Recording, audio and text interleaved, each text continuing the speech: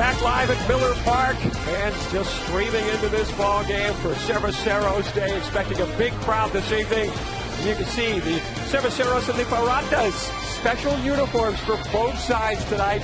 Pittsburgh and Milwaukee, game 2 of this 3-game series as we welcome you back to Miller Park. Mark Concannon with Jerry Augustine. And Augie, some nice things happened last night. Prince Fielder breaking his 8-game homerless streak, and Ryan Braun breaking out of that 0-for-19 slump.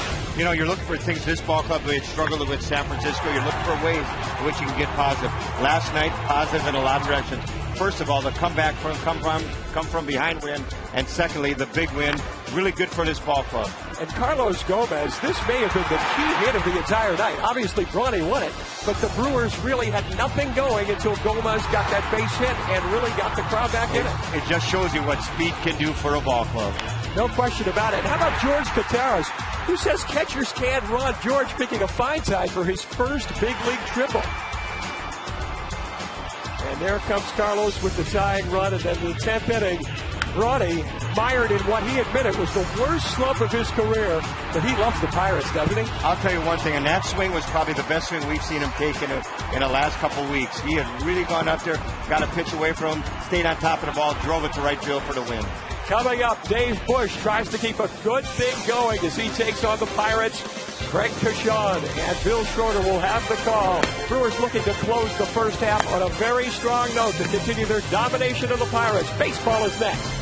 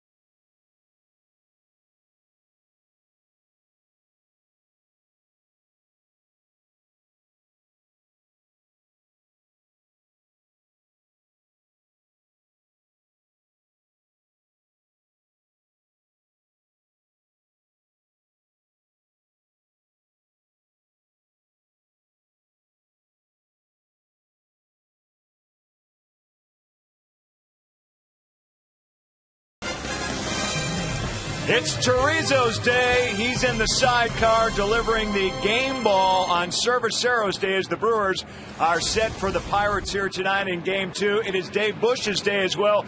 He'll oppose Jeff Carson's couple of righties out there. But Dave Bush, all about quality starts, 4 in a row for him. Looking for another win here, number 4 in the season. Yeah, Dave Bush has been throwing the baseball very well. It all started in Anaheim against the Angels. 4 consecutive quality starts. He's been able to keep the ball in the ballpark. In 25 in the third innings, he's only allowed 6 runs. And the key to Dave Bush's success his ability to throw strikes. He's pounding the strike zone, getting ahead, having hitters hit his pitch. He's walked 6 batters in his last 4 starts. 5 of those came a couple of starts ago against the Astros. So Bushy doing exactly what he has to do, keeping it down and throwing strikes.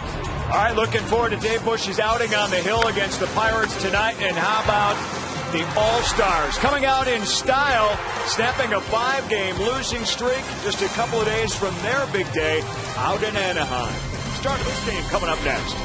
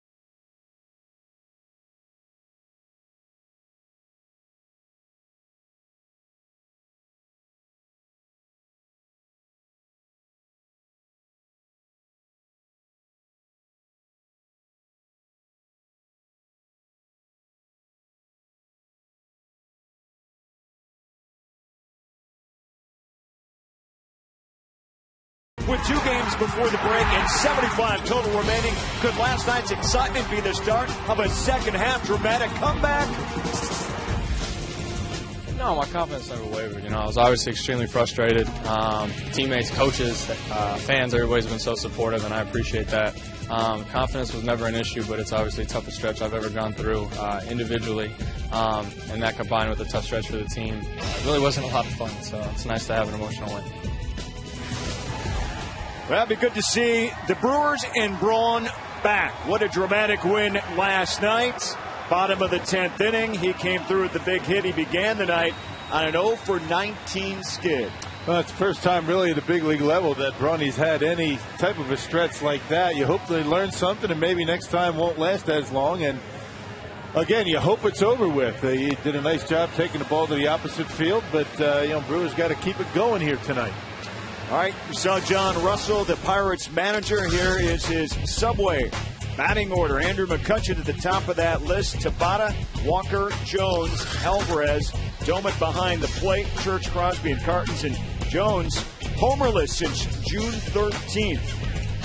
The Pirates' struggles on the road will be well documented before this night's up. Dave Bush back out on the Hill for his 17th start of the season. Well, his 67th start at Miller Park, 71st game overall. He's doing very well in this ballpark. A .414 earned run average and a winning record here at home.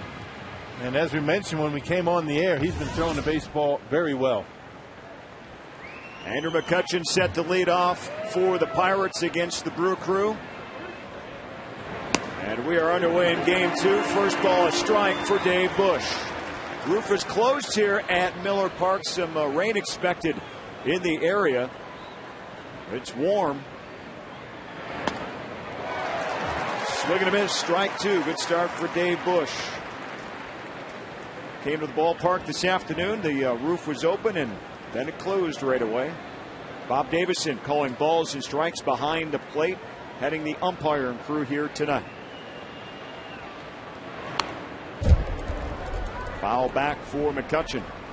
It does seem rather pleasant in this ballpark right now. The roof closed, but the glass panels are opened up. A little bit of a breeze here at Miller Park to start out. That means the ball should carry pretty well tonight. And this pitch misses Dave Bush.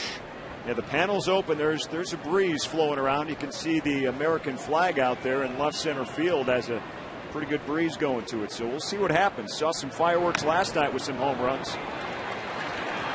Bush, an easy first out. Let's take a look at that defense behind Dave Bush. Braun, Carlos Gomez in center. Corey Hart, the All-Star. McGee, Counsell, Weeks, and Fielder across that infield. And Katars behind the plate for the 3rd consecutive night, catching Dave Bush as Jonathan Lucroy continues to battle a sore thumb at this point. And Gomez, boy, he got things going yesterday, didn't he? Yes, he did. A little bit of a catalyst, made some nice plays in center field. The Brewers played errorless baseball in last night's ball game. That's been an issue so far on this homestand. So with one down, Jose Tabata, the left fielder. 236 last night, 2 for 4 against the Brewers. Big cut and a miss. That's a good pitch for Bushy. That curveball's been down in the strike zone. Has been able to limit the home runs. In his last 4 starts, has not given up a home run. That's always an issue for Bushy. He's ahead 0-2 on Tabata. Takes a whack at this one. Gomez cuts it off. We're going all the way into the gap, and Tabata will be held to a long single. Good defense out there for Gomez, using his speed, taking a divot out there at the Miller Park wall. Yeah, a little bit too good of a pitch on 0-2. Had one to waste. A case of throwing too many strikes too early on an 0-2 count. Check it out. Tried to, supposed to be on the corner. It leaked back over the plate. Gomez doing a heck of a job. A good decision not diving for that baseball, or it would have been a double at least. Well, his defense is fun to watch. There's no doubt about that. How he uses his speed. Has had a spectacular catch here in this homestand. Over his head, straightaway center field. This time holding Tabata to a single. Here's Neil Walker, the second baseman, batting 3rd here tonight. Yeah, Gomez and Edmonds both play center field extremely well, but they do it very much different ways. Gomez plays a little bit deeper, can come in on the baseball, and actually outruns baseballs that are in front of him. Edmonds, as we've seen, plays shallow and goes back very well. Tabata running, stumbles, but makes it into second base. So a runner in scoring position here in the opening frame for the Pirates. And the Brewers were able to run in last night's ball game. Pirates haven't done a very good job of throwing out base stealers, and the Brewers the same. Katars hasn't had much success throwing out base runners, although he did get one last night. 8 stolen bases for Tabata.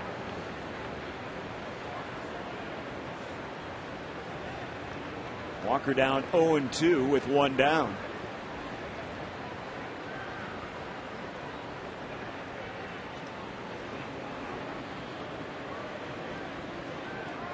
Here's the 0-2 from Bush. This one tapped out in front and then foul. You mentioned Tabata kind of stumbled going from first to second. Yeah, Dave Bush takes a while to get rid of the baseball, and it looked as though almost fell down, but he kept going. And not a very good throw by George, and he gets the stolen base. Actually, Katars' caught stealing was a couple of days ago, not last night. That was against the Giants, not in yesterday's ball game. He's had a busy week, as it turns out, behind the plate as well as. That bone bruise for Jonathan Lucroy. Yep. He got it batting against Tim Lincecum. Little jam shot. He got some swelling around his thumb. Walker awaits the 0-2 from Bush. Drilled down the right field line, but hooking foul. There's Jonathan Lucroy watching from the Brewer dugout. He's kind of taken over the everyday role. Kottaras is, well, up until this week anyway, pretty much limited to Randy Wolf. Doug Davis back in that starting rotation, throwing last night with Giovanni Gallardo out. And this one on the 0-2 pitch hits Walker in the leg, so he'll take first. Let's get a scouting report on Dave Bush from Ken Mock, who thinks he's throwing the ball pretty well lately. He's got 16 starts. He really only had 2 poor starts. So he's pitched pretty well the entire year. Take out a Cubs game and a Minnesota game, he's pitched really well, kept us in the games. And he's right, and particularly the last 4 starts have been very good for Bush. He's only given up 6 earned runs in his last 25 and a third innings before tonight's start. His ERA 4.23 coming in. You throw out those other 2 starts, and it sinks all the way down to 2.96. Fielder will take the play on his own to retire Jones. Let's take you back to Monday. Dave Bush against San Francisco. Well, Bushy again just pounding the strike zone. Walked 1 batter, but able to keep the baseball down. And Bushy has been on a roll as of late. And good to see Dave picking it up. He gave up a single run in the 6th inning. That was it. There are the numbers. No decision, though, against the Giants. 6 strong innings. Part of that 4 quality start consecutive string he's got going.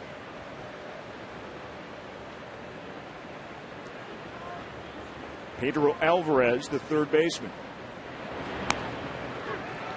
197, 2 home runs, 10 RBIs for Alvarez. 1 for 4 and an RBI in the double last night. Yeah, don't be fooled. This kid can hit. He had some big numbers down in the minor leagues.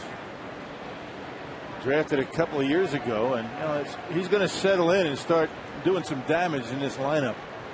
You got to be careful. Bush trying to get out of trouble here in the first, second, and third, 2 down. Just pitch in for a strike. Hasn't had a problem getting ahead in the count, has he? It's been putting him away. An 0-2 base hit. Hit a batter on 0-2. Can make it a tad frustrating, huh? Yeah.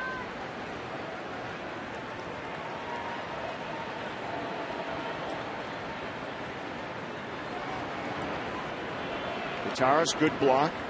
The 2 home runs by Alvarez came in back-to-back games last weekend. As the early starts on Saturday night, crowd still coming in, 76 outside, and a bit of light rain around the area. You see the darker clouds. Thought the rain chance was pretty low, but we're going to get some apparently.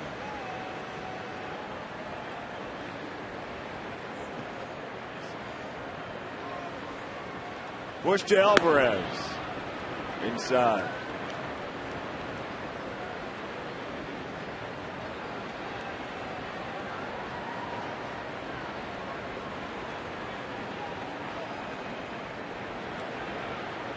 Two the countdown to Alvarez.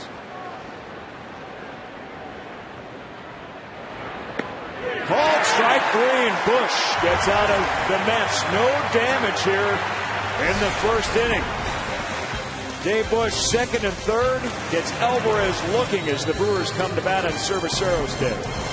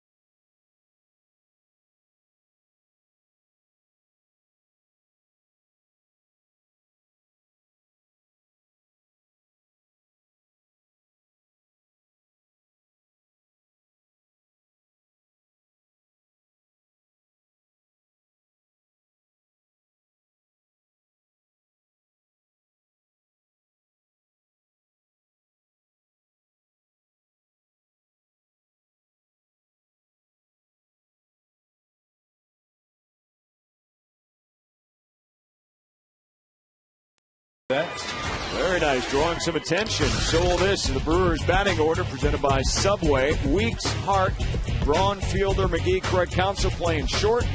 Gomez out in center. Kataris behind the plate ahead of Dave Bush, and Ryan Braun against Karstens, 364, including a home run. He has 4 hits in 11 attempts. Karstens out on the hill making his 11th start. And 17th appearance, bouncing between the rotation and the bullpen, 2-3 with a 471 earned run average.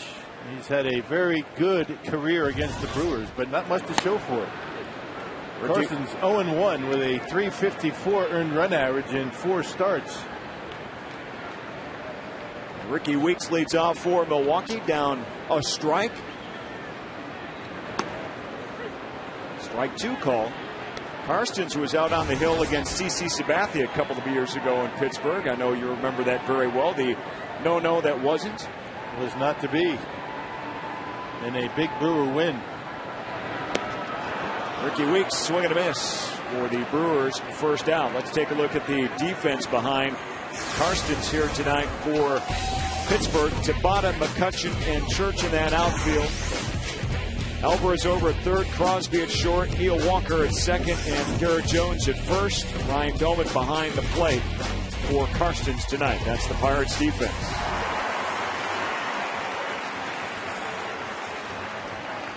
A lot of good-looking young players for Pittsburgh, but they are struggling to find the victories. Corey Hart now up for Milwaukee. Big cut and a miss. It's been one of those years for the Pirates. Nothing really has gone all that well, near the bottom in just about every category offensively. Pitching has been very inconsistent, and their defense hasn't been very good, so no surprise that they have been having a tough time. Corey Hart with a first-inning home run last night. Corey Hart continues to hit the ball very well. 20 home runs to power Milwaukee's offense. Our Powerball home run total for him. And 2 runs in the first inning, and that was it. Paul Mulholland threw the baseball very well. Hart with 20, Fielder 19, and Ricky Weeks third on that list with 15. See if McGee and Braun can get the home run bats going maybe this weekend yet before the All-Star game. 0-2 to Hart, called strike 3. Both pitchers throwing some darts.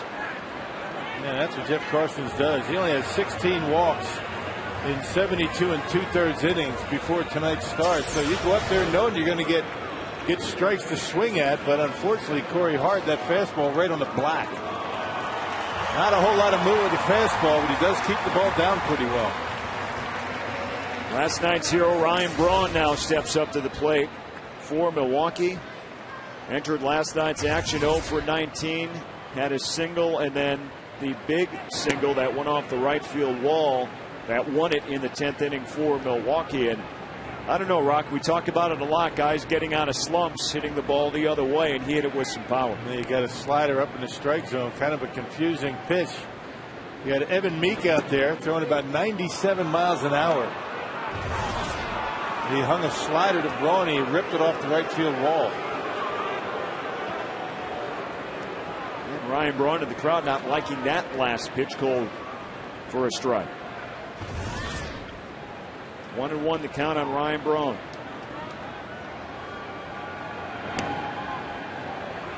This one a ball.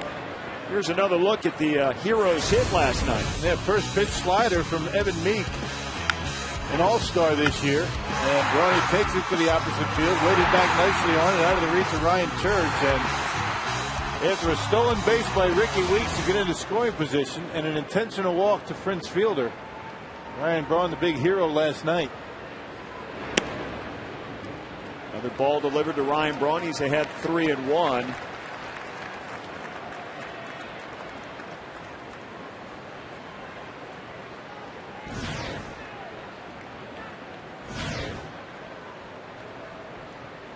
That was only the second win for Milwaukee last night when trailing after the 7th inning. And Braun draws a walk. And with that hit last night, Ryan Braun kind of exemplifying that he is a clutch performer, to say the least. He's had some game winners in his day. And now Prince Fielder steps up.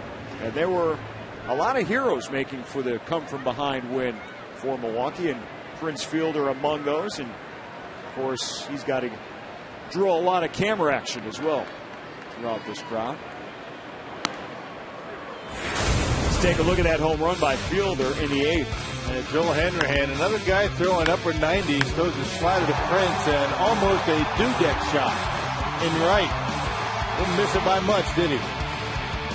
I would say that the roof was open last night because he would have hit it last night. That was a towering shot. Yeah. I mean to tell you, I thought it was headed up to that third deck, and there's not much room for it out there, but a couple have landed up in the Dudek in the Miller Park days.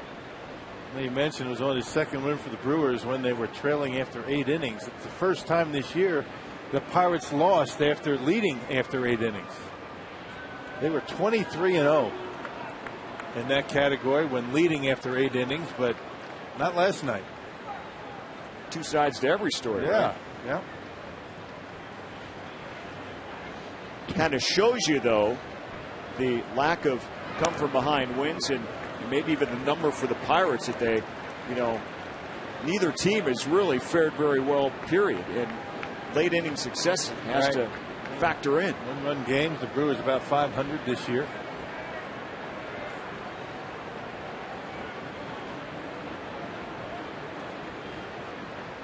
Pirates have been involved in a lot of close ball games. 1-1 to Fielder, swing and a miss. Of their 30 wins, 23 have been decided by 2 runs or less. I expect a lot of off-speed pitches and a good changeup from Carstens to Prince Fielder. Prince gets a lot of changeups, and Carstens has a pretty good one.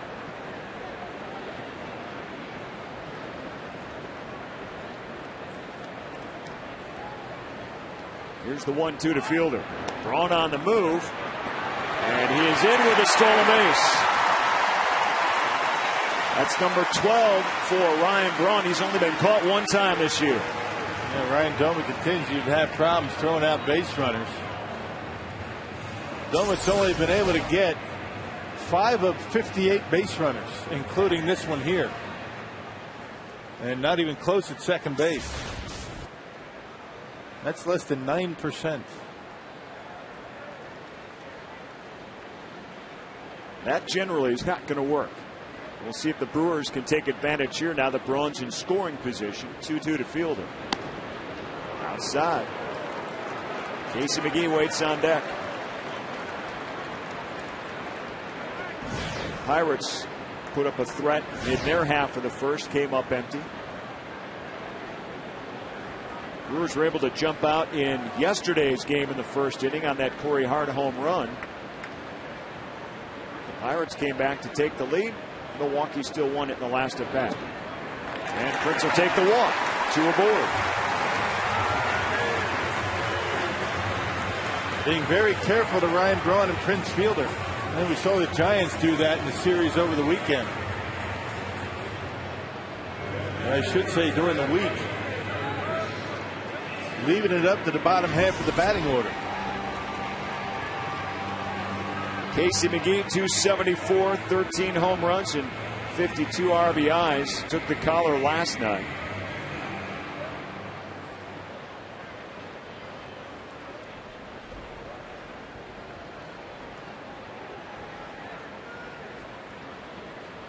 It's amazing how many guys offensively have taken their turn at the plate for Milwaukee this season. Casey McGee helped carrying the offense in the first 6 to 7 weeks of the season. You can't stay hot all year. You're going to go into stretches where you're not swinging the bat all well. You're hitting into some tough luck perhaps, but that's why if you have a consistent offense, it's got to be 1 through 9.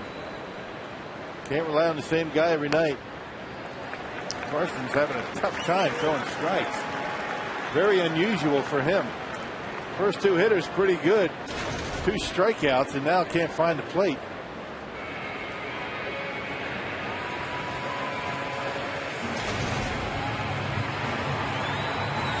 Twenty pitches already here in the first inning for Carstens.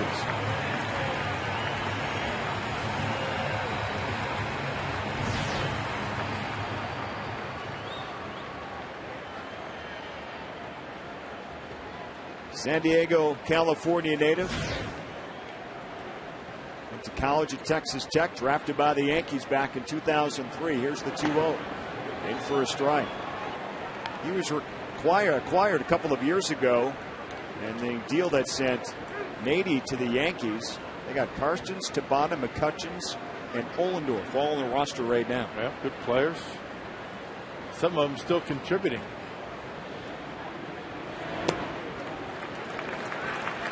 This pitch misses again. 3-1 now to McGee with 2 down and 2 on here in the first inning for Milwaukee. 5th major league season for Karstens.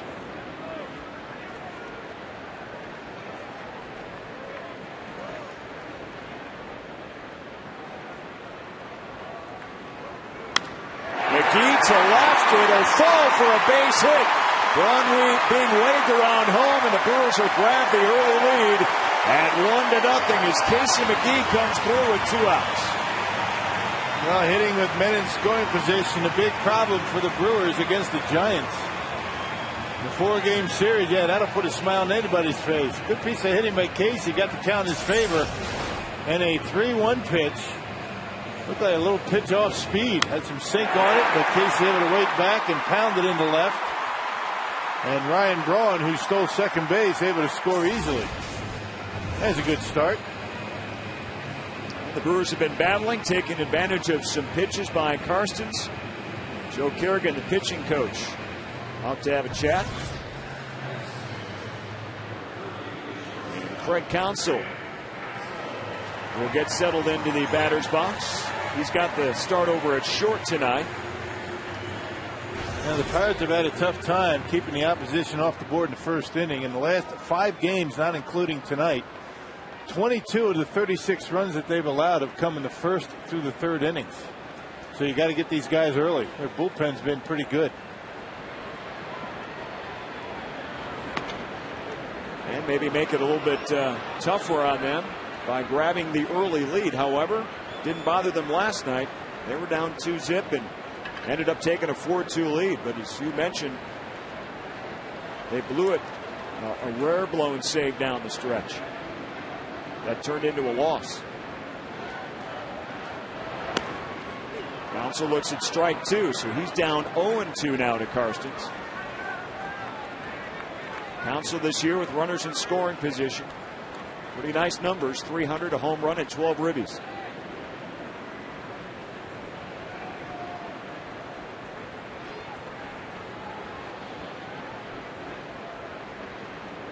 A home run and 4 of those RBIs with the bases loaded in Washington back in April. Check to swing. 1-2. You just see the concentration on Craig Counsell's face. Every pitch that goes up there, it's a. He subscribes to that old adage: take every pitch like it's your last. You just see the way he's working his mind and trying to keep himself together.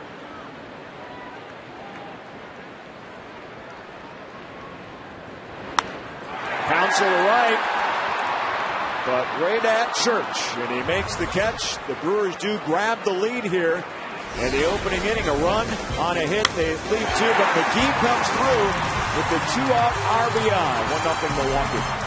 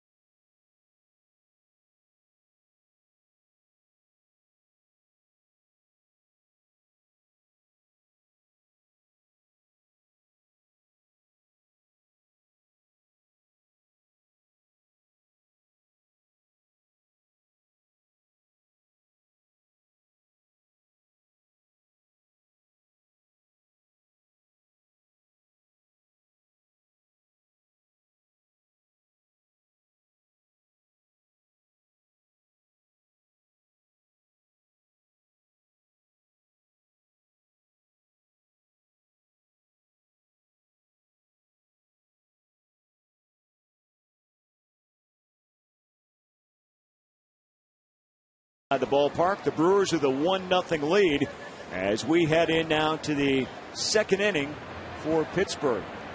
So I thought there was just one ride you had out there. You have your choice tonight, don't you? Yeah. Can't lose with those choices.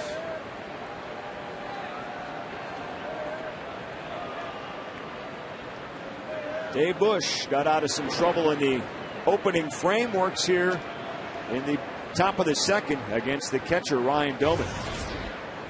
261 on the season, 7 home runs, 30 RBIs, 0 for 5 in last night's game. And the first 2 pitches miss. 2-0 now.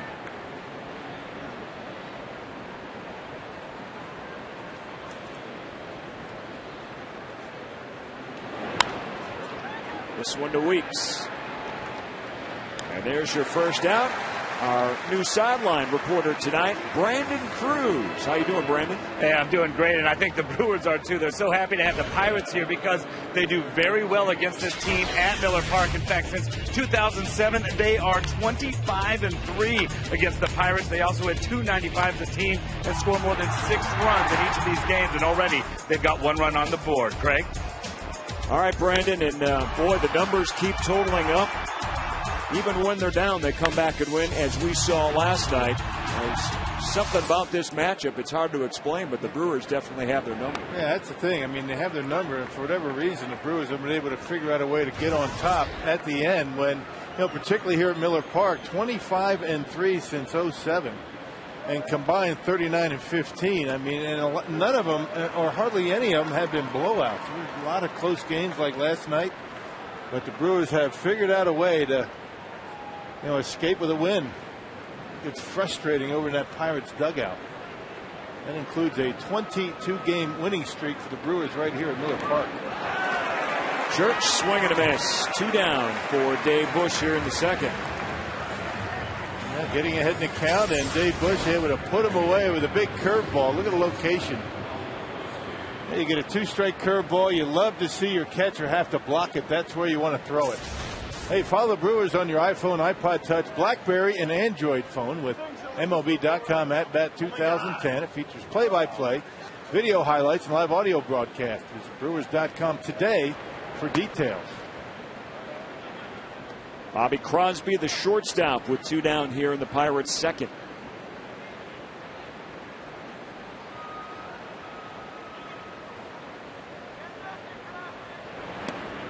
Big cut and a miss. 1-1. Both teams wearing uniforms in celebration of Latino players who have been influential in the sport of baseball. Cerveceros Day here for the Brewers. Cerveceros, of course, meaning brewers in Spanish. Got well that done. down. Well done. The jerseys will be auctioned off after the game, by the way. Those are nice jerseys. Bush now behind 3-1. Plenty of sombreros around Miller Park tonight.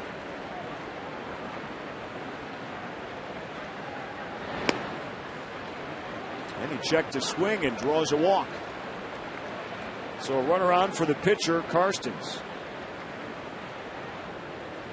Dave Bush has done a nice job limiting the walks. We talked about it. In fact, he's only given up 6 walks in his last 5 starts, and 5 of those came against the Astros in 1 start. So 2 of those starts, he did not walk a batter.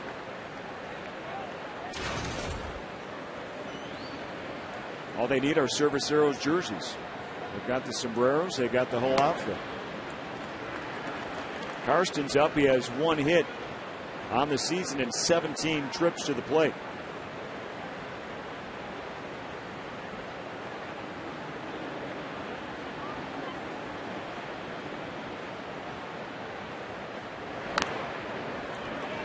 Bangs this one foul. Got to feel that in his hands a bit. Yeah, he almost got hit in the hands with that one. He was so far behind him that ball tailed right in on him as it got to the plate.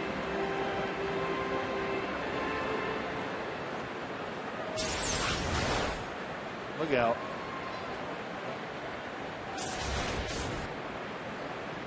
Down 0-2. Swing and a miss, and Bush gets out of the second inning. He'll head to the dugout with a 1-0 lead.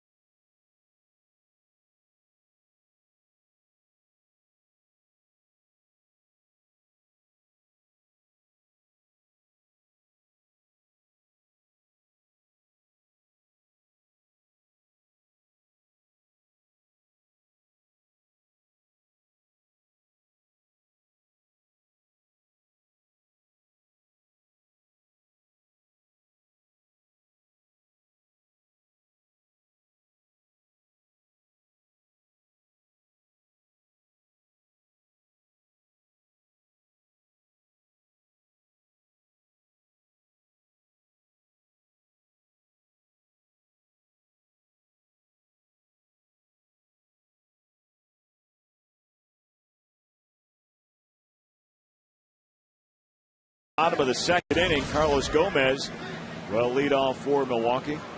See, I like the look of the classics. I just don't know what all of them are.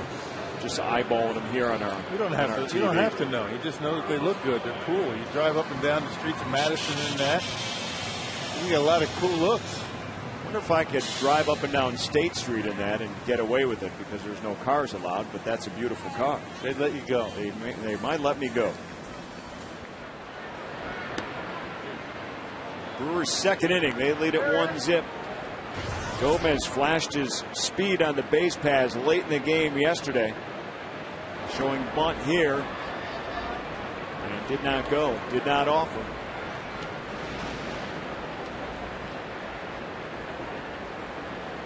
Boy, he laid that bunt out there and it popped 3/4 of the way to first base, but he just flew past the first baseman and got on base. When you see him drop a bunt like that and you know how fast he is, it makes you panic as a defender, and that's what you call putting the pressure on the defense. Did a nice job. Actually, it looked as though the ball could have been played a little bit differently by Jones, but the fact that he panicked, he knew he had to be quick. He went after the baseball. By the time he grabbed it, it was too late. Gomez already by him. He's ahead 3-1. And Gomez walks. Let's get a Scotland report. Dale Swaim on Jeff Karstens.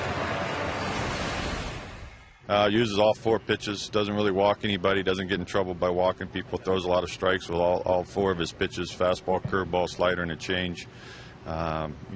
Keeps you off balance. Mixes it in any count. He'll throw all those pitches for strikes. So he's another guy that'll come at you. With not a lot of velocity either, but he'll come at you with all his pitches and throws his breaking stuff for strikes. And when he's behind in the count.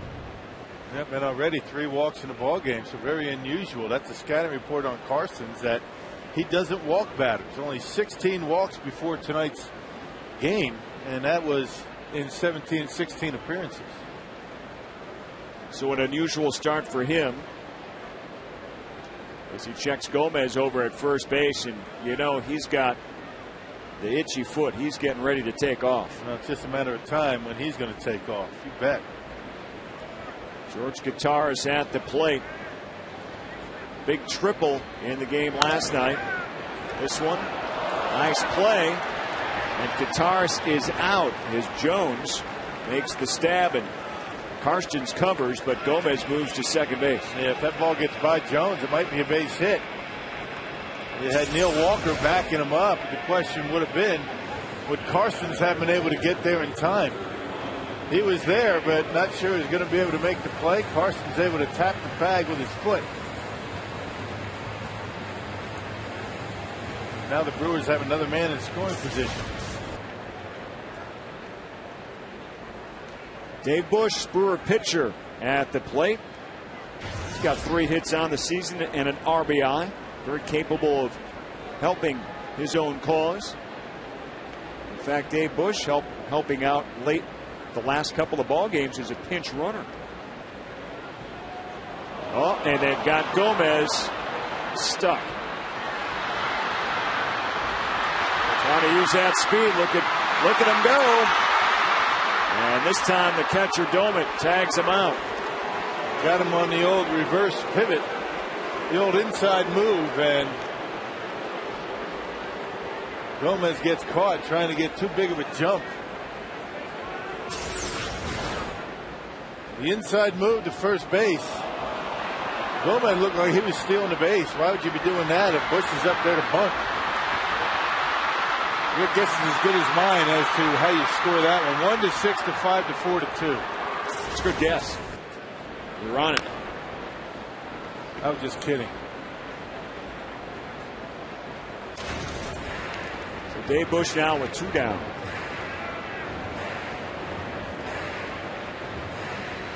Sounds like Powerball numbers, doesn't it?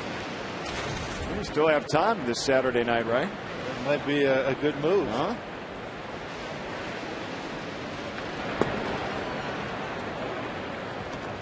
I don't know if you like all those single numbers for a lottery. Double digits. So it doesn't sound like a very good numbers to play. Maybe not.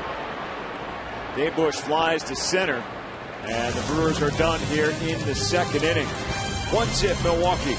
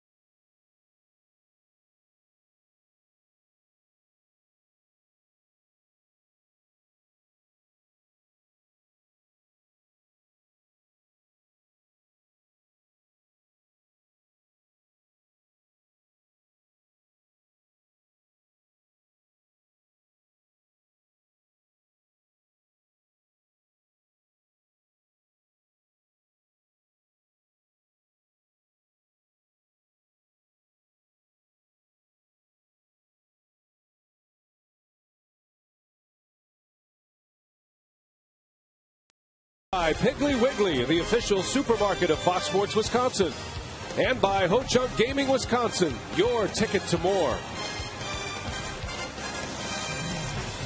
Baseball's biggest stars go head-to-head for one spectacular night in the summer's biggest event as Fox brings you every thrilling moment of the 2010 Major League Baseball All-Star Game. Coverage begins Tuesday, live from Anaheim at 7, only on Fox.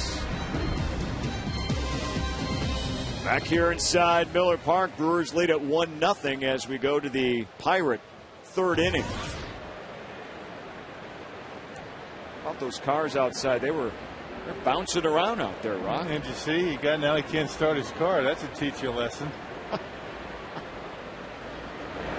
There's entertainment in the ballpark and entertainment outside the ballpark. He was running for a while. He bounced it. It was bouncing up and down on the front side, and now he wrecked his engine. How do you bounce a car, though? I don't understand how that works. And the car was like, had happy feet. Hydraulic shocks, I think. They just bounce up and down. I would love to be able to open the hood if my car wasn't running. Open it up, do something, and have it start right up. Have you ever done that? Oh, are you kidding? Either is he, apparently.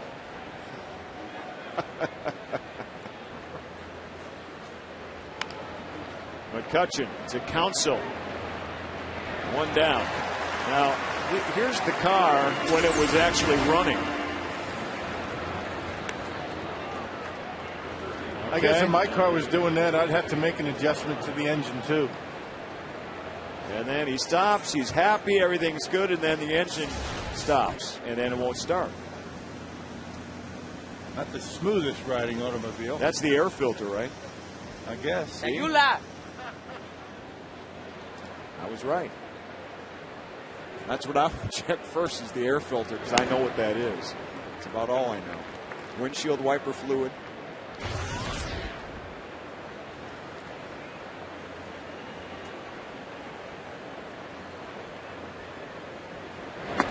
Top of top. 1-1 the count here in the third inning, one down. And now they're closing the panels here at Miller Park. So the roof has been closed since mid-afternoon on. Must be expecting some heavy rain here. This one right to Gomez, 2 down. Our carsoup.com email the booth question comes from Scott at Elkhorn. What has been the biggest surprise for the Brewers this first half of the season? The biggest surprise for the Brewers the first half of the season. John Axford. Who would have thought, right? Yeah, I'm liking that. That's mine. Do you have one? I think the turning around in the bullpen. I mean, if you're looking for a subject matter or a player, I mean, you got to start there, don't you? Right. Well, the entire pitching staff has turned things around last few weeks. John Axford has certainly been the biggest surprise for me, anyway. 9 for 9 in saves. It's like a rock star out there. He doesn't have the hat on early. Now he's putting his cap on. A 4-run record. He got the win last night, right? He's gotten all 4 of his wins via the last at-bat walk-off wins for the Brew Crew. Well, you bring Axford in the 9th inning in hopes that your team is able to win in the bottom of the inning. Swing and a miss. Gutierrez will toss it down to Fielder to secure the out. So the top of the order doesn't work for the Pirates. We'll see if it works for the Brewers as Ricky Weeks gets set to step up and lead off the third for Milwaukee.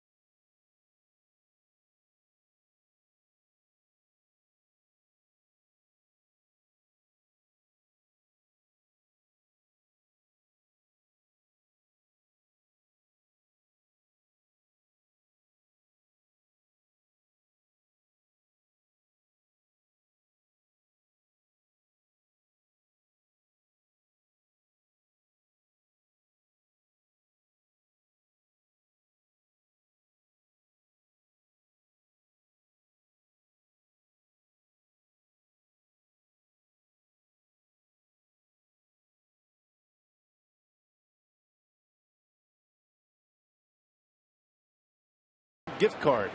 Some restrictions apply. For details, go to brewers.com/Potawatomi. Looks like we got a birthday party going on out here. Celebration of the All-Stars. Ricky Weeks leading off the Brewer third inning. Milwaukee up 1-0. Got Rock. Look at that. Celebrating Rock on the Rock. Nice. See the picture of yourself on the Rock? I do. He knows how to get himself on television, doesn't he? That's quite a group right there. Big cut to miss by Weeks. Ricky struck out back in the first inning. Karsten struck out the first 2 Brewers. You know, we've got a bunch of birthdays to celebrate today. Lorraine Gill, who takes care of us in the press dining room here. She would not tell anybody how old she was. She actually had a bunch of numbers down, and you had to guess when you went up there and got your food. And you guessed no higher than 29. It's 35. I don't want to be ridiculous. No, if you guess too low, you're insulting them. I thought maybe she had 29 or lower. No. All right. 39 or lower. But I heard somebody guess every number, and she said every number was wrong. Atta girl. So happy birthday, Lorraine. Thanks for taking care of us. We got a birthday out at Fridays, too. Cindy Call. She's out at the TGI Fridays patio with a group of friends. Happy birthday. 40th birthday for Cindy. There's Friday's Front Row Grill. So Ricky Weeks is down. Perfect view of the ball game, batting practice if you come early in the afternoon, or just being out here at the ballpark.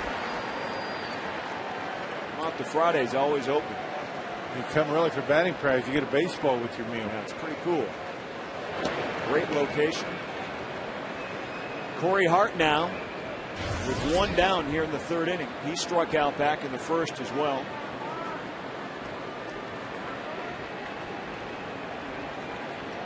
Corey Hart set to take the family out to the All-Star game on Tuesday, and of course he's going to be part of that home run derby on Monday. So after the ball game tomorrow, take that flight out west, and he's going to be busy. They've got the best seats there, right? FoxSportsWisconsin.com. Yeah. Corey Hart, liner to second for the second out. Walker took care of it. Hey kids, Avery Deuce Barnes is a Little League player who's been around Major League Baseball since he attended his first spring training game when he was 2 weeks old. Now at the age of 11, he's answering your questions about the Brewers. Just head to the Kids Corner on FoxSportsWisconsin.com and ask Deuce what you want to know about the team. He might even answer your question on Brewers Live pregame presented by Lincoln Mercury. We have a good time with Deuce when he comes on. He's interviewed John Axford, Corey Hart already. We've got a couple of more to talk about on the after the All-Star game and the next road trip. And he's now a fixture on the pregame show, right? Once a week? Every Monday. And you can check out his Kids Corner blog on FoxSportsWisconsin.com. And you know he's got some things to say about Ryan Braun. You know an interview will be coming up soon there. Braun, deep left. And now he's got a swing back. That's out of the ballpark. And Milwaukee's up 2-0.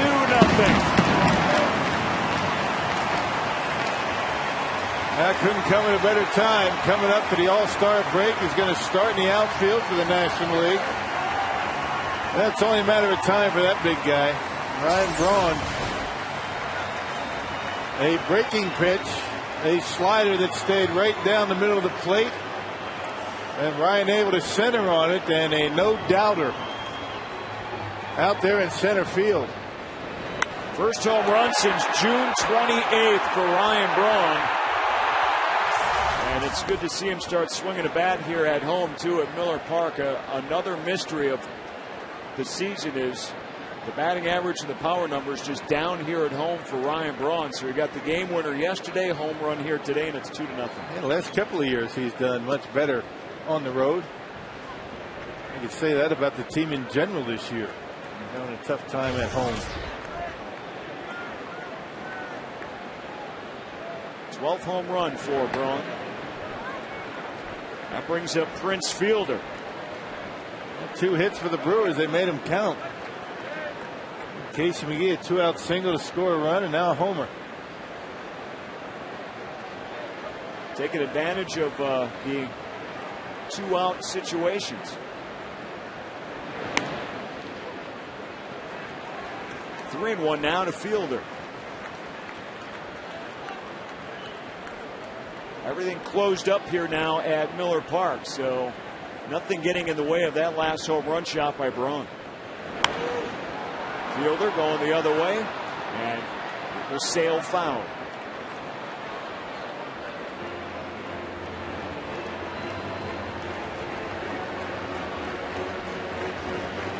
Everyone fighting for that foul ball. Prince Fielder walked back in the first, was stranded at second. Fielder launches one. And out of here. Back-to-back shots. Braun and Fielder. Milwaukee up 3-zip.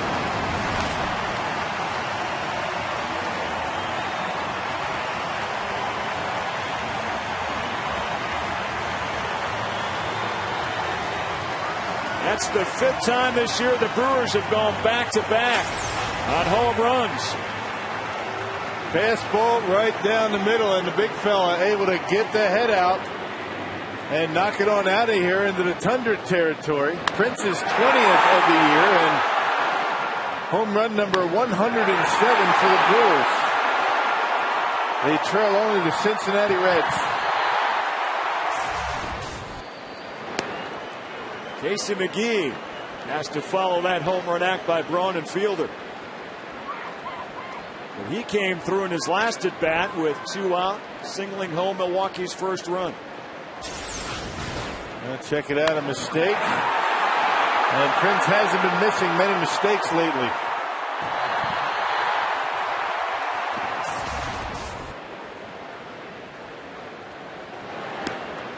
Boy, it is a thing of beauty watching Prince Fielder's home runs, though, isn't it? I mean, yeah. It is really something.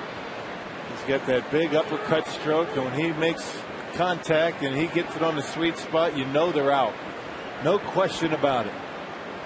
Not many wall scrapers in Prince's career.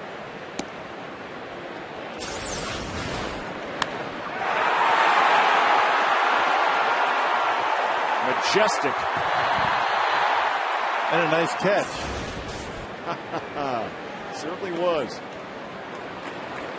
And McGee draws the walk, so Karstens gives up back-to-back home runs with 2 down. And now McGee is on first base, and that'll bring up Craig Counsell. They have 4 walks already for Jeff Karstens.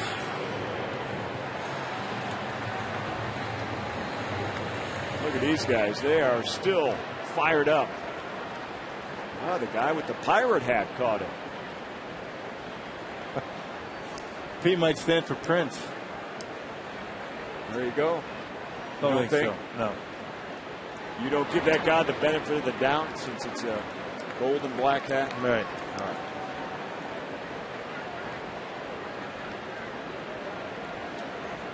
He's keeping it, though.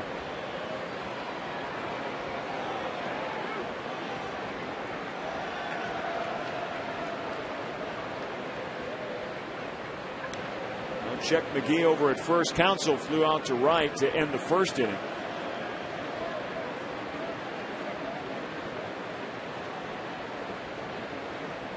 That Brewer clubhouse, after 5 consecutive losses, feeling a lot better after the last 2 games. Just got to keep her going. Still early. The lead is 3-0. There's Prince. See, look how happy Prince is.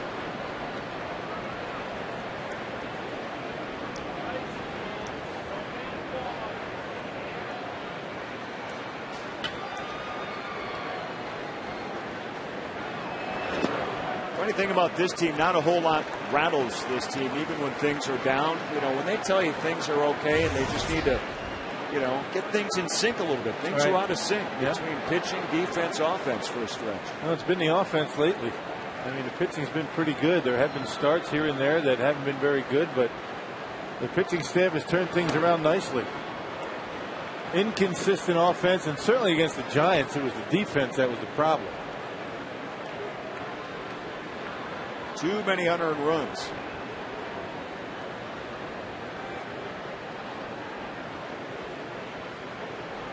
Too many left on base. Counsell draws walk number 5 from Karstens.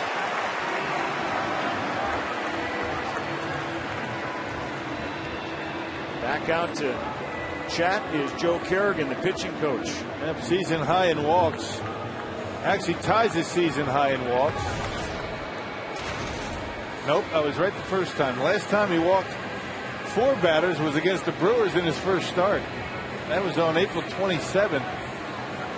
This today a career high or a season high. So apparently pitching very carefully to the Brewer hitters.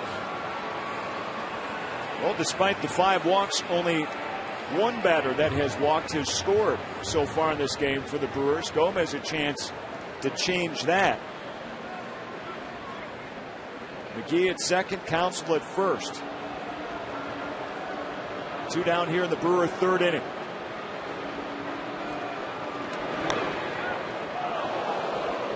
Look out down below. Now you go back 6 starts for Jeff Carson. He'd only had 3 walks in those 6 starts. The last 6 for him. And 5 tonight.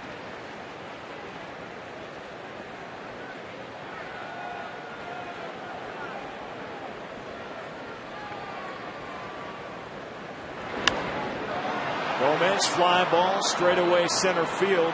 McCutchen gets underneath it. The Brewers score 2 on 2 solo home runs by their power hitters, Ryan Braun. Home run number 12.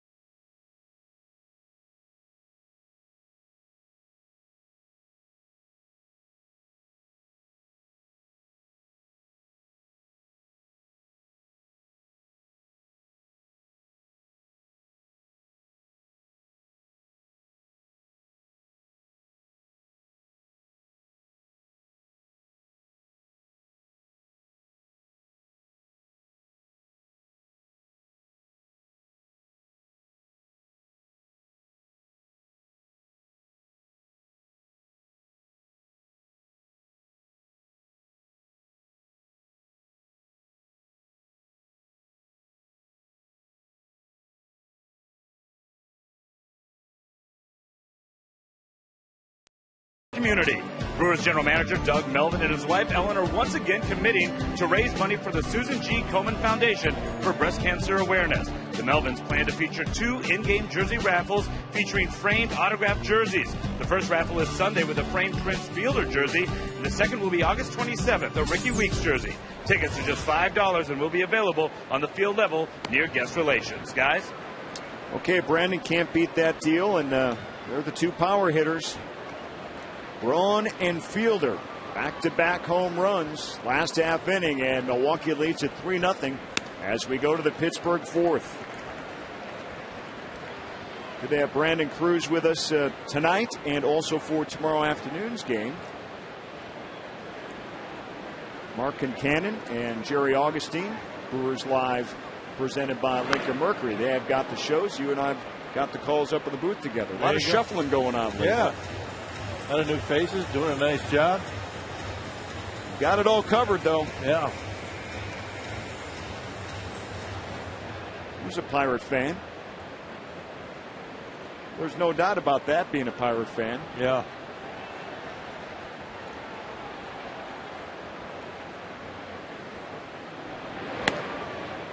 I'm guessing the Pirate fans don't travel like the Brewer fans, though. We see Brewer fans everywhere on the road. Well, we don't know. I mean, we assume that Pirate fans in Pittsburgh don't move around like the Brewer fans. You see Brewer fans all over the place. Jones, Gomez, nice running catch. One down. Let's take a look at AT&T trivia question for tonight. Who is the only Brewers pitcher to start an All-Star game? Nice. You know that one, don't you? Pretty sure I do. Yeah. Brewers up 3-0, and the beach ball is adding to the fun, right? And now down to the second deck. Now, last play is a good example. We were talking about the two center fielders for the Brewers, both very good at what they do, but they do it differently. Jim Edmonds, as shallow as he plays, he would have probably been standing there waiting for that one, but it really doesn't matter as long as you catch it. Gomez plays much deeper than does Edmonds, but his speed allows him to make catches like that. They're both fun to watch because Edmonds is so smooth, almost sophisticated in his way of covering center field, and Gomez is so athletic. And this is a fair ball, and we'll have fan interference. And so Alvarez will wind up over at second base. And now Guilty throws the ball back. Well, you don't see that too often. That ball in play, fan interference, and it's not an automatic double, but 99 times out of 100 you're going to get a double on that. So credit Alvarez with a two-bagger. Yeah, once you grab the baseball and bring it into the stands, it really doesn't help you out much to throw it back. Damage is done. Do you give him the benefit of the doubt, thinking it was a foul ball? I don't think he was thinking that at all. I think he saw a baseball coming at him. Fair, foul, or indifferent. I don't think he cared. It takes a lot of discipline to let that ball just hit right in front of you and roll off. Does. I mean, but you have to try and stay out of the way. Ryan Doumit now batting with the runner at second base and one down for Pittsburgh. We saw some examples of fans letting ball players in the first row near foul territory across baseball this week take one away from a player, and in another game kind of duck and let the player make the out. So some are more aware of than others, right?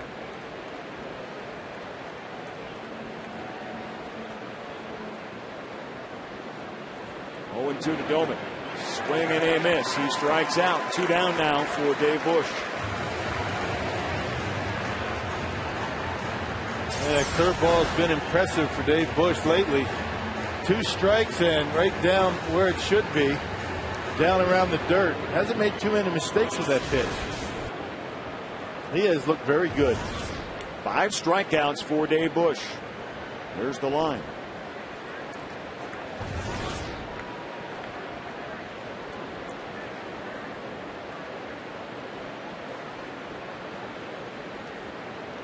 That brings up Ryan Church.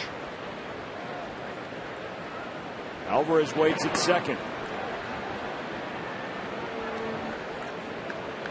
Pittsburgh threatened back in the first inning. They had second and third with 1 down, but Bush got out of that mess. Then his teammates staked him to a 3-0 lead.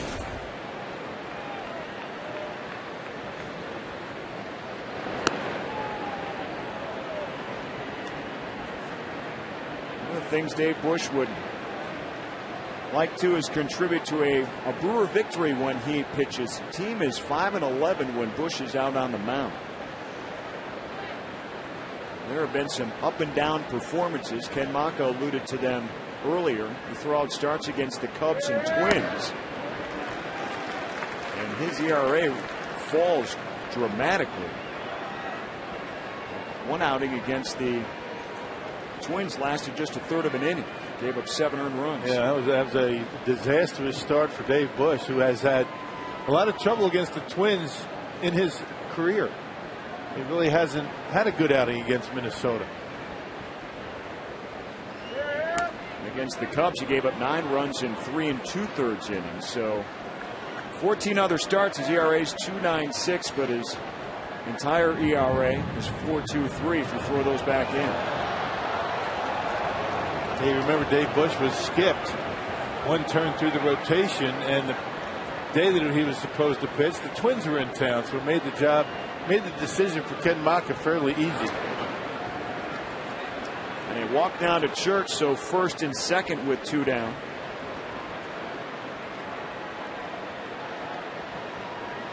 And that beach ball back out on the field. And Ryan Braun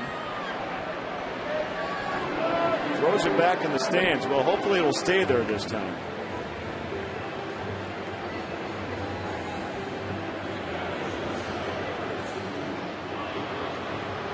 You know, one way to solve that beach ball problem, pop it. And it's back. And it's back. I think it's going to get popped now. It's going to get popped, or at least security is going to keep it. I doubt the fans are going to get it back. Ryan was being nice a couple of times. As well he should. Exactly.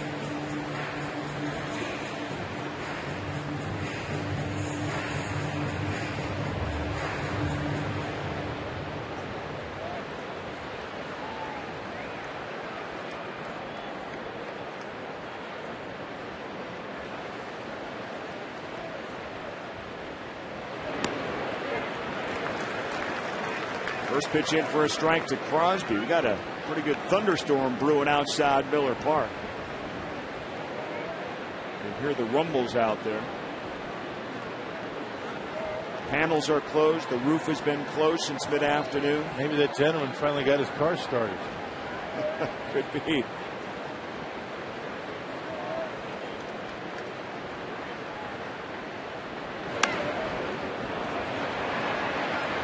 Crosby to Weeks, and he takes the easy pop-up. That ends the Pirate fourth.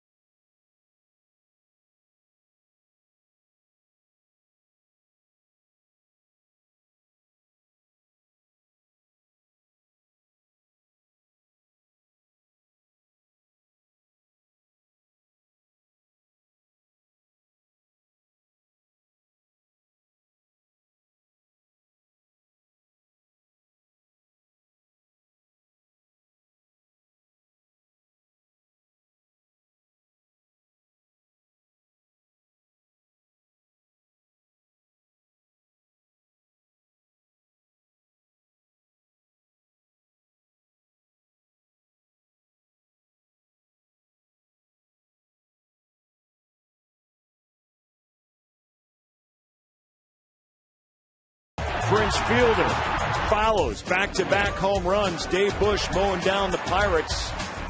And Milwaukee up 3-0 as we move to the bottom of the third inning, or bottom of the fourth, I should say, and George Kottaras leading off.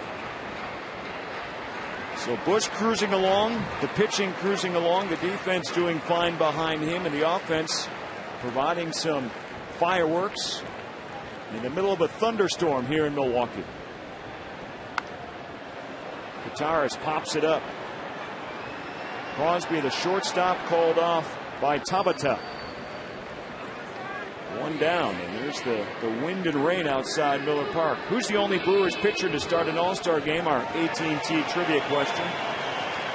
Ben Sheets, you bet, in 2008, and he opposed Cliff Lee, who of course was traded yesterday and taking the mound tonight for his new team, the Texas Rangers. That's right. And Ben Sheets currently pitching with the Oakland A's. You know, Ben has been healthy. He's made 18 starts. He's got a 3-8 record with an ERA just under 5. So Benny, although the numbers aren't all that great, he is healthy and pitching. Speaking of pitching, Dave Bush down 0-2 to Karstens.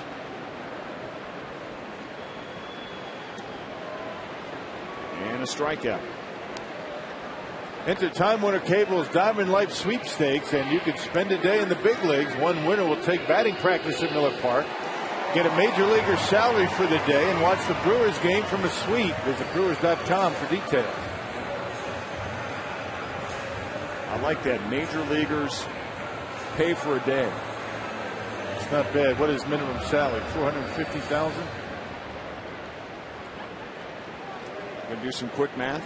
Do some ciphering. How about if you could pick a player and just take his? No, I don't think. I'm going minimum salary. Okay.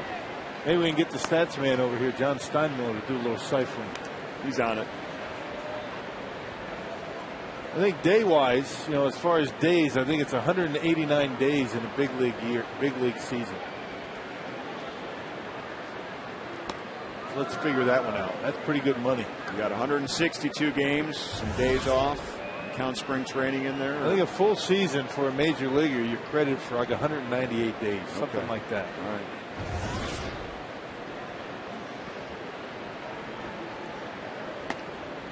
Ricky Weeks takes a strike. He's down 1-2.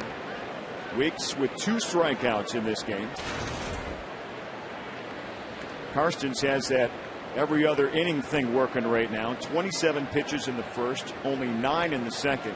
27 pitches again in the third, and he's cruising along here as Weeks pops up to right.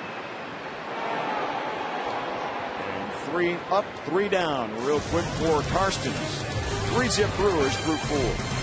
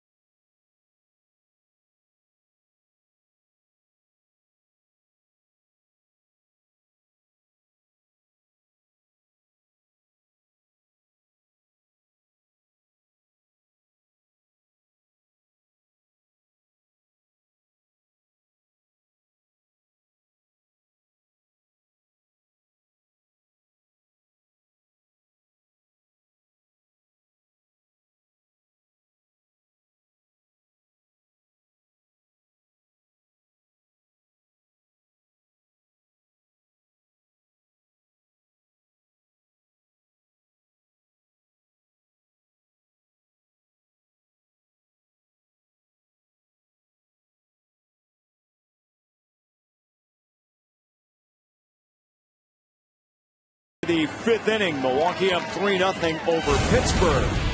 Dave Bush back on April 20th against the Pirates at PNC Park. 7 strong innings, no runs, 3 hits, just 2 strikeouts, but he was cruising right through that Pirates lineup. Kind of a similar storyline so far here tonight. Now, including tonight, his last 5 starts, he's been doing a nice job. Keeping the baseball down in the strike zone. Hasn't made mistakes with his breaking ball. It's been down. His slider, the cutter actually, and the changeup have been down in the strike zone. That's the key for Bush. Dave is never, ever, or at least he hasn't been a guy that's going to be on the corners all the time. But if he can stay down around the knees, he's going to be all right. And he's throwing right now to Jeff Karstens, the Pirates pitcher. 41 strikes, just 19 balls delivered so far by Bush.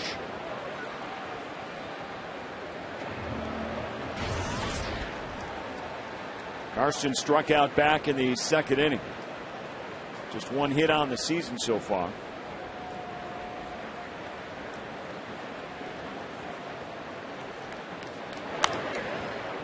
Puts it in play. Fielder will flip to Bush for the first down.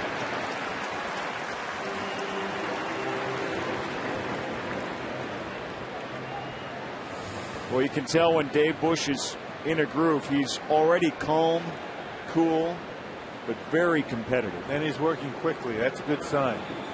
Anytime you see a pitcher working quickly, that means he's got a lot of confidence. He and the catcher are working very well together. Not a lot of shaking off, stepping off, walking around the mound.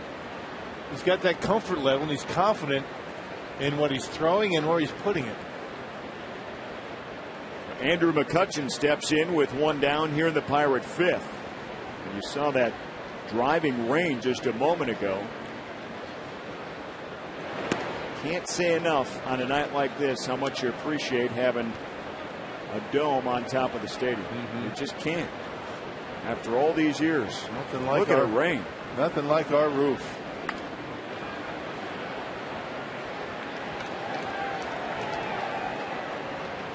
Countless number of games saved. You never think about it when you come to the ballpark, whether you're going to be stopped, delayed in any form or fashion. Yeah, which means you can come from Eagle River and come down to a game and know you're going to play. Absolutely. You don't have to worry about what the weather is.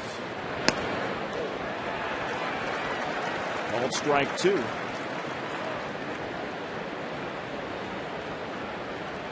McCutchen 0 for 2 in this game.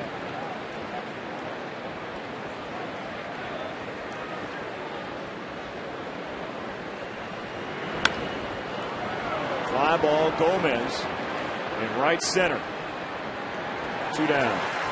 FoxSportsWisconsin.com is your home for all the exclusive news and information on your Milwaukee Brewers. Log on for daily updates, exclusive blogs, complete schedules, and more. FoxSportsWisconsin.com. Local teams, local sports, local connection dedicated to the hometown fan. Dave Bush has stopped the Pirates on 2 hits so far in this game.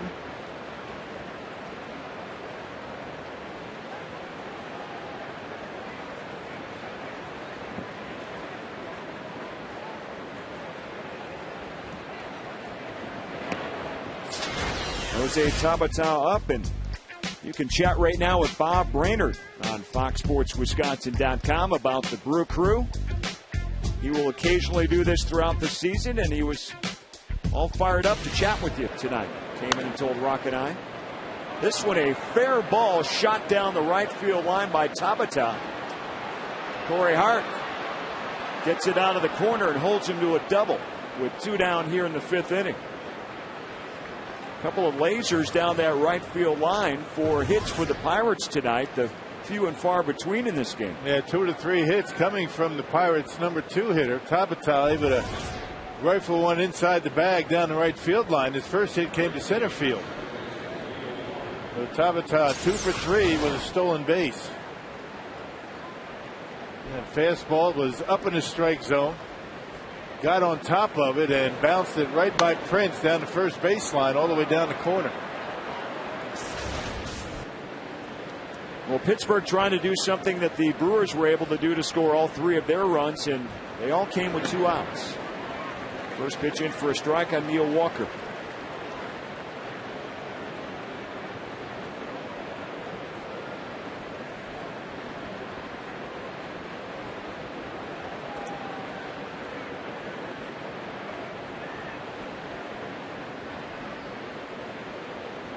Walker was hit by a pitch with 2 strikes back in the 1st inning and struck out in the 3rd.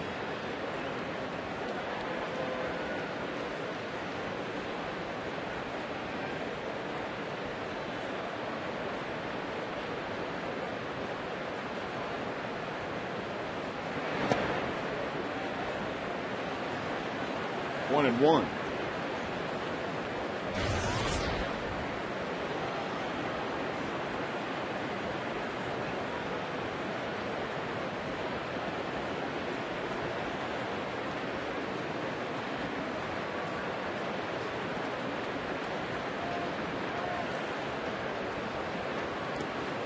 Good block by Kataris. So Bush's pace slowing down a bit here in the 5th inning. Got the first 2. Then Tabata got the double with 2 down.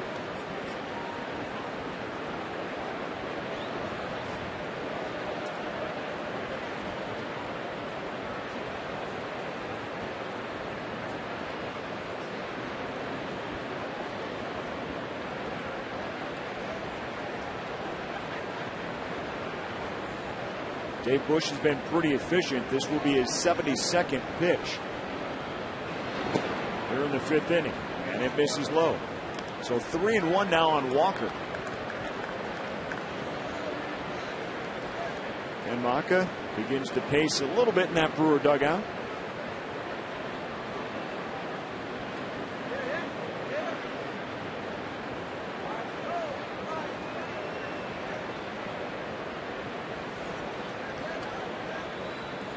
Great crowd here tonight. Good place to be right now is indoors. And how about this? Walker to Hart deep, but looks like he's going to get underneath it and make the catch. In right center. French fielder is due up in this inning. So is Ryan Braun. They went back-to-back last time they were up. And the Brewers hang on.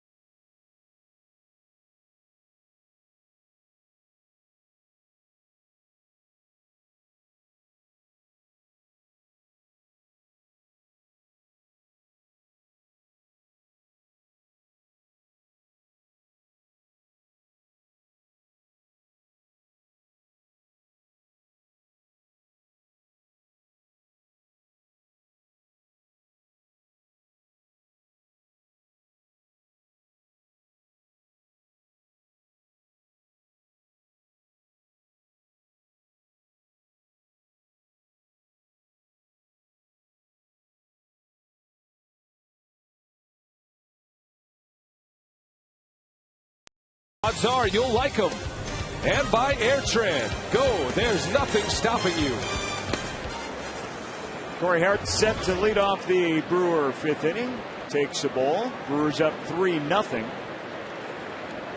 Corey Hart 0 for 2 in this game as Karstens continues to throw for the Pirates. I mentioned the last half inning, his pitch counts way up or way down, way up or way down. He cruised through that 4th inning. Brewers tagged him for the 2 home runs back in the 3rd.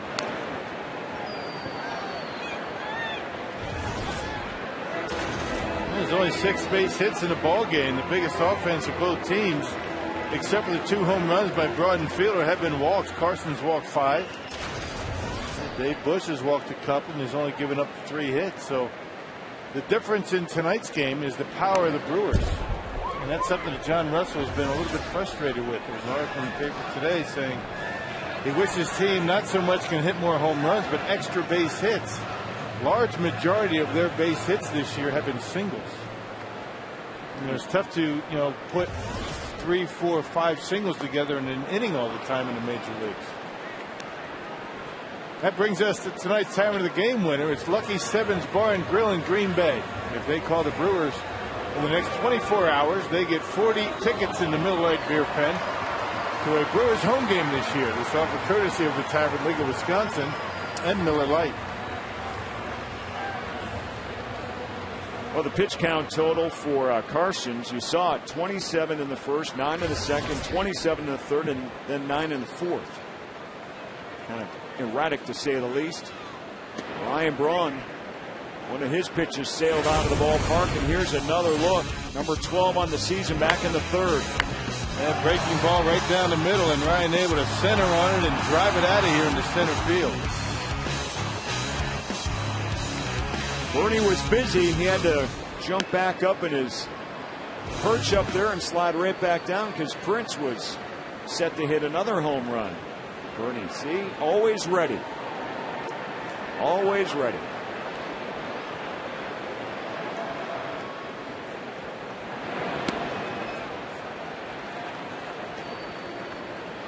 Ryan Braun making his third consecutive All-Star start, first Brewer to accomplish that feat. As you saw, Prince Fielder waiting on deck. One down here in the Brewer fifth. Braun, base hit. Will it be more? He's going to dig and go to second base. Here comes the throw. He's standing with a one-out double for Ryan Braun. Boy, the stroke definitely looks back. Well, he's been on base 4 consecutive plate appearances, including last night's double to win the game. Walk his first time up, the home run, and now the double. So here he comes. Look out, National League. Ryan Braun starting to feel it again. Fastball, 87 miles an hour, and Ryan able to rip it into the gap. Wouldn't have mattered if McCutchen cut that one off or not.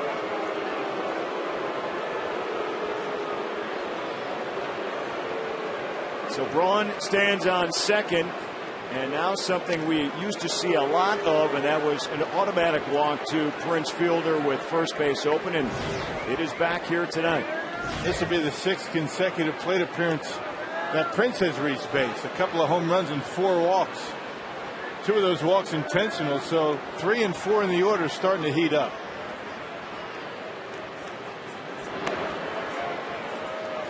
Prince Fielder playing in game number 273 in a row, one off the Brewer mark, which he'll tie tomorrow. After the All-Star break and an 8-game road trip, your Brewers return here to Miller Park to host the Nationals starting on July 23rd.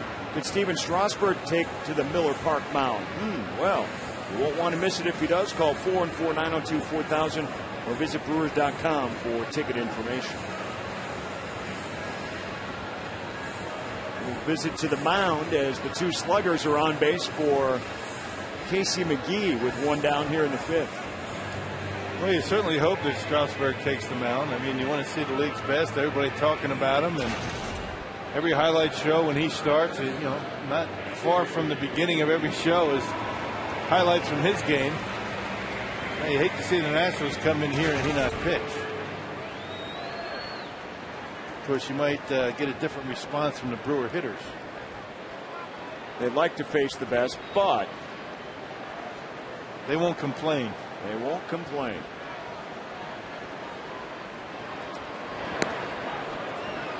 And McGee gets rung up for a strike. Well, they saw enough good pitching in back-to-back series against St. Louis and San Francisco the last 7 days. That's for sure. Last 8 days, actually. Washington pitching hasn't been all that good except for Steven Strasburg.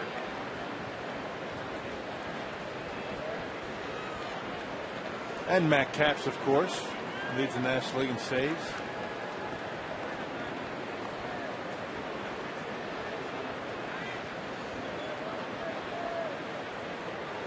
Adam Wainwright was back at it with another complete game for the Cardinals. Boy, he's putting the string together now, too. Man, he's something, that guy.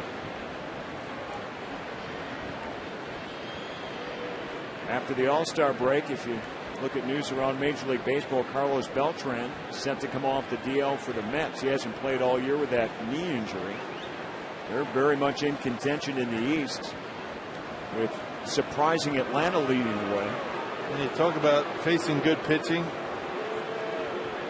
the Brewers are in St. Louis. They're second in the league in ERA. San Francisco just left. They're third.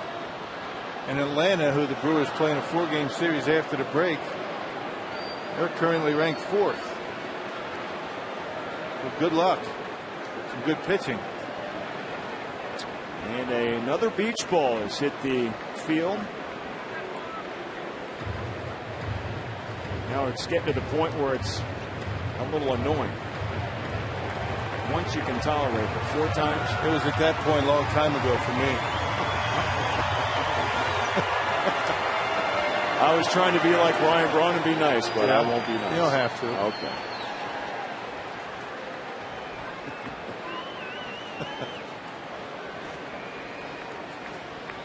It was frustrating to Casey McGehee. Now he's back in the box, down a strike. To third, bobbled. And everybody's going to be safe. Bases loaded, 1 down for Milwaukee. That'll probably be a base hit. And we'll see how they scored. Alvarez able to get to it. Couldn't keep it in the glove. Hey, that's got to be a single for Casey McGehee, who went out and got his slider away from him. So McGehee with his second base hit. He's been on 3 consecutive times. So the middle of the Brewers order, none of them have been retired. 3 through 5. That generally does spell danger, and it has tonight. But Milwaukee's lead just 3-0 at this point. Looking to add to it. Here's Craig Counsell.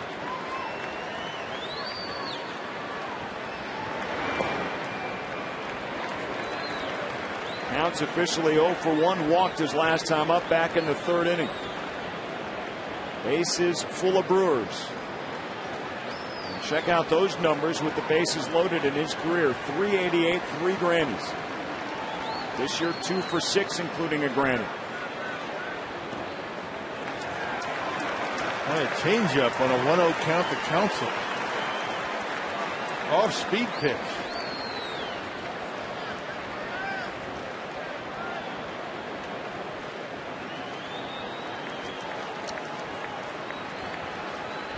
Sean Gallagher, recently acquired from San Diego, warming up in the Pirate bullpen. Counsell, high drive, right center field. And it's going to be caught out there by Church. Far enough for Braun to score. And the sacrifice fly makes it 4-0 Milwaukee. Well, Carson finally came in with a fastball after falling behind to Craig Counsell on a couple of breaking balls. Kind of a surprising pattern to Craig Counsell. Ordinarily not a guy you're going to think is going to hurt you with a home run. When you get up there with the bases loaded, you get ahead 2-0. What are you looking for, right? Fastball, he got it and just got under it. So Counsell delivers. 4-0 now Milwaukee. Carlos Gomez flew out to center his last time, huh? Walked back in the 2nd inning and then was caught in between 2nd and 3rd with some indecision. 225 on the season for Gomez. He's got Fielder at 2nd, McGehee over at 1st.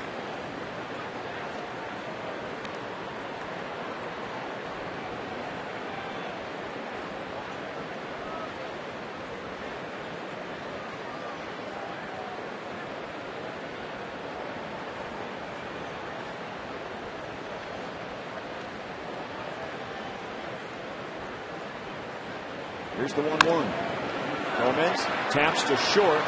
They'll take the force at 3rd on Fielder for the final out of the 5th inning. But the Brewers add 1 more and lead it by 4.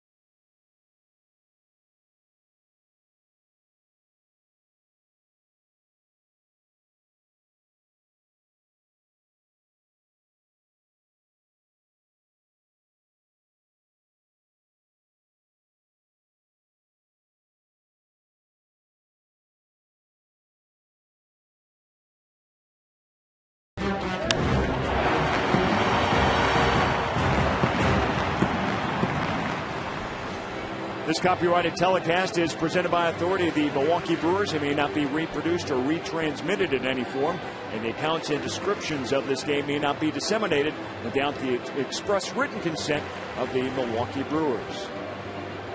Rain moving through the area. Everything closed up here at Miller Park except for the Brewer bats. They have posted Dave Bush to a 4-0 lead as we go to the Pirates' sixth inning. And some news around baseball. Reds rookie Travis Wood is a perfect game through 7 innings right now for the Reds against the Phillies. Yeah, Roy Halladay hasn't given up anything either. Of course, he doesn't have a no-hitter or a perfect game, but it's 0-0. How about that? Hang with him. They've had some epic battles in their series already. Started on Thursday, big 4-gamer. Jones opens up the 6th inning for Pittsburgh. 0 for 2 against Dave Bush so far in this game.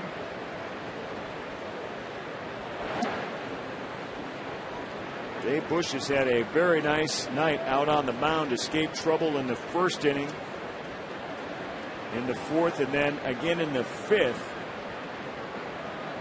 He's only allowed 1 base runner to 3rd base. High fly ball. Corey Hart going back on the track to the wall. And this one is out of the ballpark. So the Pirates are on the board with a solo home run from Jones. His 11th on the season. It's been a while for Jones. A big home run hitter. Started out pretty well this year, but he has been in a serious drought. Able to get a curveball, got under it, but able to carry it enough to get it out of here. And one of the few mistakes that Bush has made with the curveball tonight, left it up. And that's normally what happens with the curveball up around mid-thigh. And Garrett Jones able to knock it out of here. First home run in almost a month, all the way back to June 13th. And Alvarez follows with a first pitch single to center field.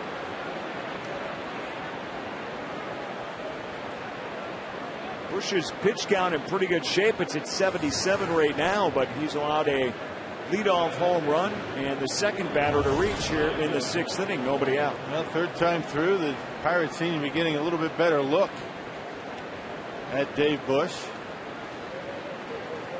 Walker took one. It looked like he got a hold of one pretty good to end the 5th, but he got under it. So consecutive batters for the Pirates in this inning, able to hit the baseball hard.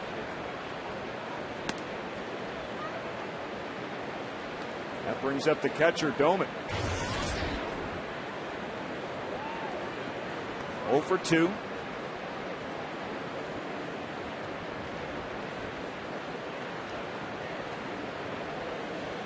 Five hits for each ball club.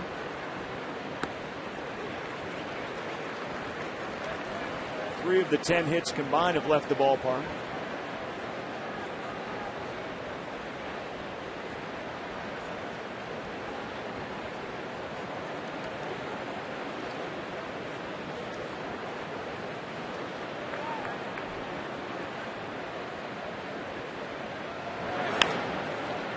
Ground ball to Weeks, a chance to turn 2 to Counsell. Fielder.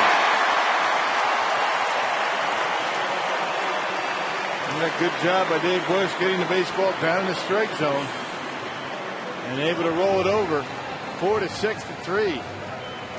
Well, with a catcher at the plate, you get the ground ball. Doman doesn't run all that well, and an easy double play. Our Home Depot doing more on defense. Weeks to Counsell to Fielder. That'll snuff out a rally.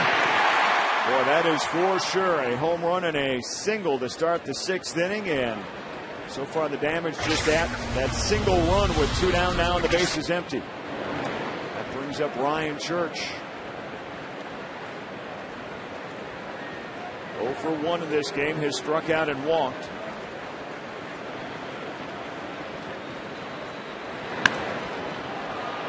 High fly ball, left field. Braun gets underneath it. And Bush works right through any more potential damage. 4-1 Milwaukee.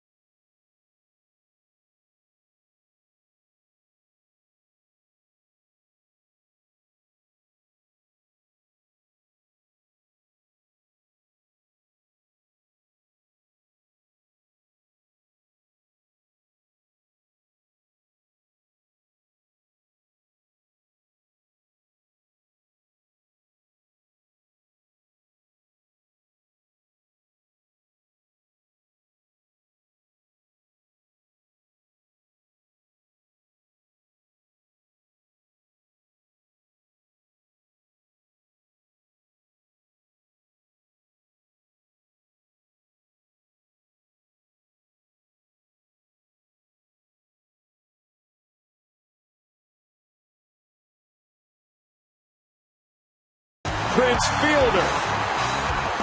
Back-to-back home runs for the 5th time this year for the Brewers. Dave Bush mowing down the Pirates. Has only given up 1 run so far. And on Cerveceros Day, Chorizo got a late start. But there he goes. And it's going to be a big victory. And that would not be complete, that game reset, without Chorizo winning on Cerveceros Day. I'd have put a day's pay that he'd have won today. Nice. Incidentally, you know what a day's pay is for a major leaguer making minimum salary? I'd like to know. $2,459 a day. A day. You only get paid during the season. A full major league season is upwards of 183 days. We're just getting back to that promotion, score a big leaguer salary for a day. Well, as Sean Gallagher sets to take the mound for the Pirates, that's nothing compared to a Fox analyst broadcaster. His day of pay. Not right. even close. You're right. It's nothing like a Fox broadcaster's salary. The Time Warner Cable Diamond Life Sweepstakes is what we're talking about. Take BP at Miller Park. There you go, yeah. Nice package. Yeah. So Kotaris against Gallagher.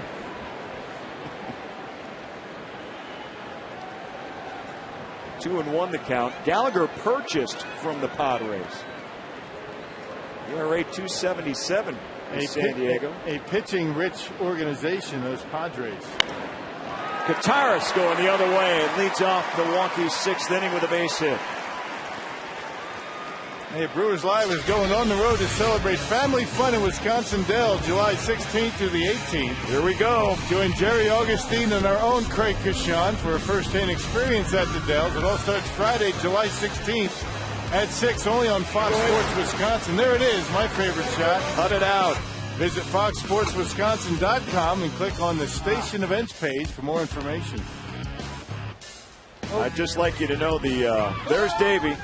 You can't wait. You can't wait for that to come to an end, can you? There's David. And see, now he's laughing and waving because he has a monitor up there too. He knows. We're going to miss Davey. It's going to be our 3rd year at the Dells. Yeah. And we keep trying to get you and Brian to come up, but obviously that's impossible because we're doing the shows while you guys are out traveling with the team. You'll be in Atlanta. Somebody's got to work.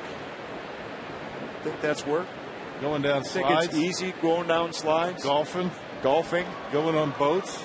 Going on rides, adventures. I'm sure you're not starving. Having family fun. Nah, you guys look like you have a good time. Yeah, it's work. I understand it's work. But just like when I say I'm working, it's all relative. At a game. At a baseball game. I mean, let's be serious. Living right. Ken Maka knows that. Dave Bush trying to sacrifice Kotaris over. Once this one fouled, 2-2 the count. Jeff Jenkins obviously was up here yesterday, retired officially as a Brewer. You guys had a nice interview with him during the game. We had him on Brewers Live pregame. I said, well, what are you doing after this? He's got his 2 little kids and his wife up from Phoenix. He said, we're going to the Dells. Right. So they're having a good time there this weekend. Exactly where they're heading. Bush lays it down. Gallagher to second. They get the force out there on Kotaris.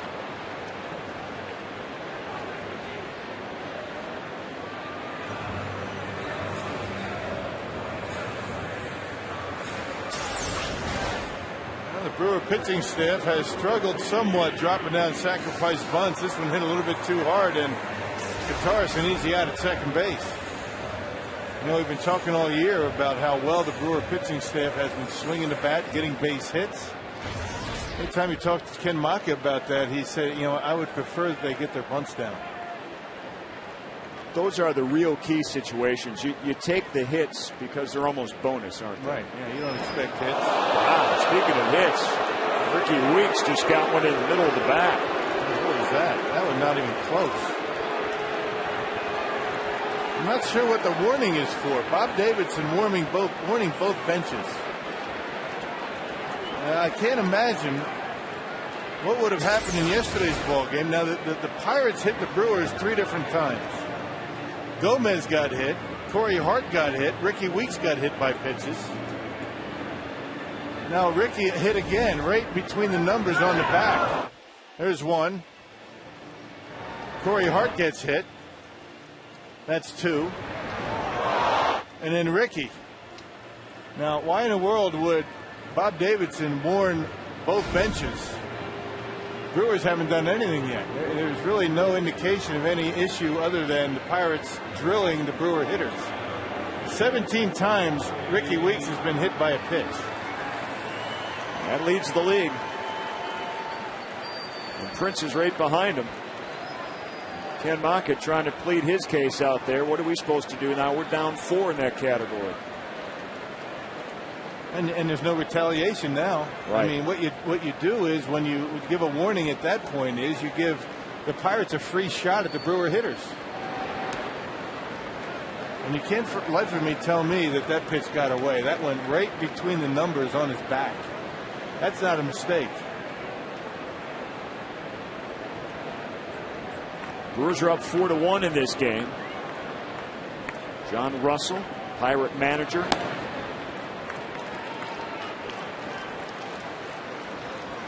Two aboard for Milwaukee with one down. I remember Jeff Carstens a couple of years ago drilled Ryan Braun in a very similar situation, and Braun had to miss about 2 or 3 games. Hart gets him back with a single up the middle. They'll hold Bush. And so the bases will be loaded with one down.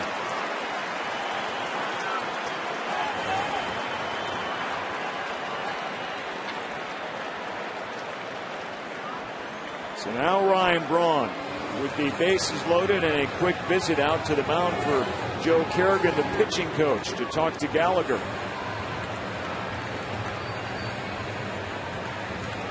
Ho Chunk texts the broadcast. Do you think the home run derby will affect Corey Hart's performance at the plate? Corey from the east side wants to know. A legit question, one that's asked a lot. Well, some players say it does affect them. They go out there for that one day and do nothing but try and uppercut and hit home runs.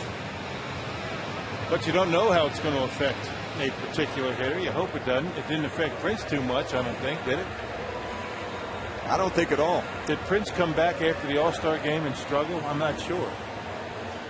Other guys have. Some have, some haven't.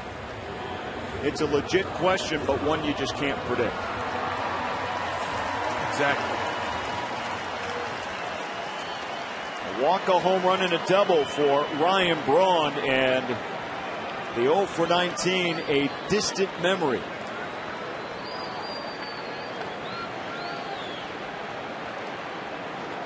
Bases loaded, one down for Browning.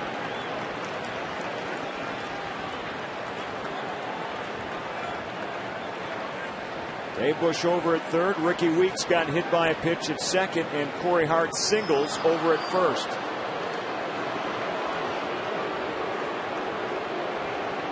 Braun now at 12 home runs, 54 RBIs. And yet another beach ball has fallen onto the field.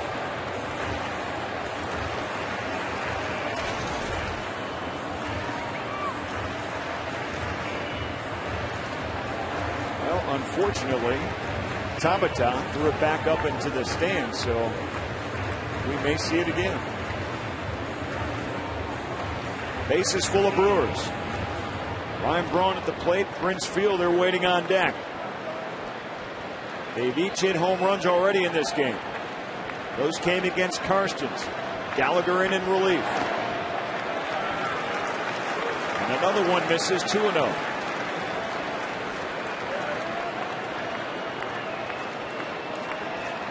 Both the Brewer sluggers hit no-doubter home runs. They've got their swing on right now. Here's the 2-0.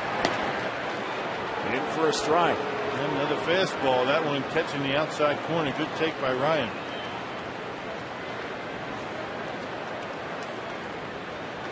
Gallagher not overpowering. He's got decent sink on his fastball with a pretty good changeup.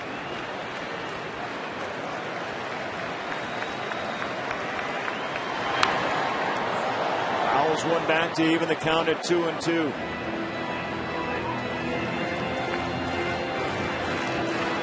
Well, 4 Brewer batters have been hit by pitches. As you see Trevor Hoffman making that stroll between the fence out and left, a very narrow walkway in the stands. That Brewer pitchers can walk from the clubhouse inside all the way out to the bullpen. And Braun strikes out. And a good curveball that time down in the strike zone. So Gallagher gets behind 2-0. He tried to keep a couple of fastballs down in the strike zone. And then fell behind and worked his way back. Best pitch he had at bat for Ryan was this one, the 2-1 pitch. That's the pitch that he would like to have back, and Gallagher finishes him off with a curveball, well located. And a good job by Doman to keep it in front of him. Pitching change, bringing a lefty to face Prince.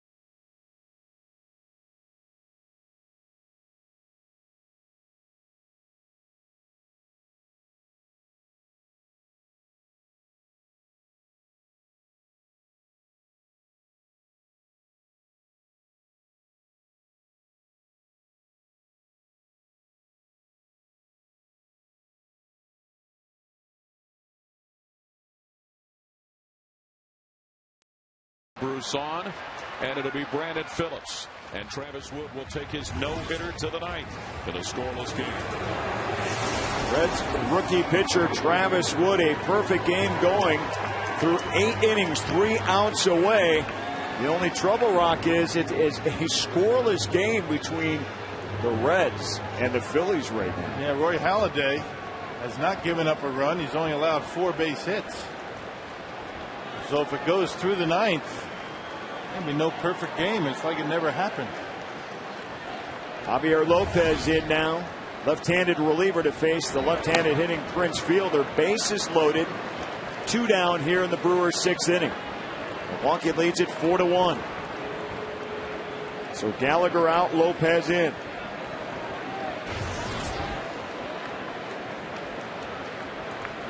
Career with the bases loaded, a grand slam for Prince. 346 average. Has a chance to pad the Brewer lead. Looks at strike one. 1-1 the count. Yeah, Lopez tough on lefties. That's why he's in there. It's a big point in the ball game right here. That low delivery, really tough on left-handed. Just keep that front shoulder closed and drive him into the opposite field. This is low. 2-1 on Fielder. Prince hit his 20th home run back in the 3rd inning. And has walked twice, once intentionally.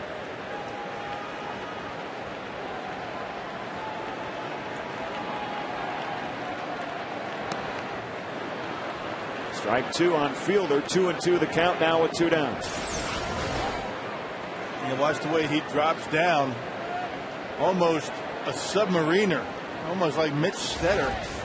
Making it very tough on left-handed batters, but right-handers can see him pretty well. That's why the Pirates have a right-hander in the bullpen. Should Casey McGee get an at-bat? And Prince looks at strike 3, so Lopez comes in and does the job, stranding the bases loaded for Milwaukee.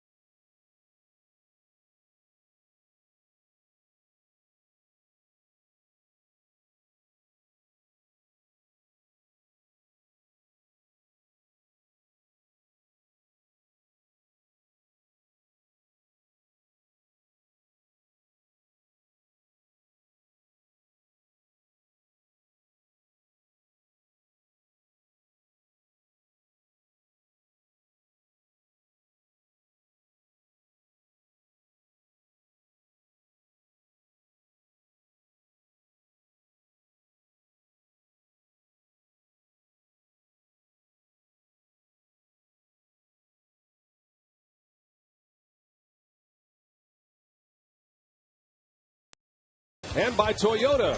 Thank you for standing by us. For more information, visit buyatoyota.com. Great crowd tonight here at Miller Park. Our Miller Lite What's on Tap. One more tomorrow against Pittsburgh before the All-Star break. Then the Brewers will start it back up for the second half of the season on Thursday. A 4-gamer starting in Atlanta. Tomorrow afternoon's coverage begins at 12:30 with Brewers Live, presented by Lincoln Mercury. Dave Bush back out on the hill in the 7th inning. Pitch count at 82 right now. The only run he has given up was a solo home run by Garrett Jones back in the 6th. That was a leadoff home run.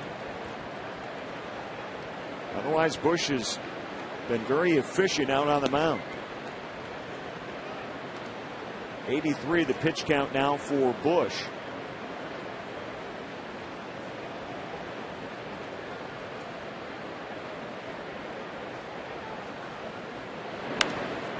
Crosby launches one, but foul.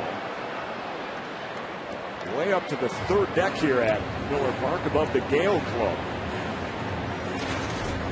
Just a long strike.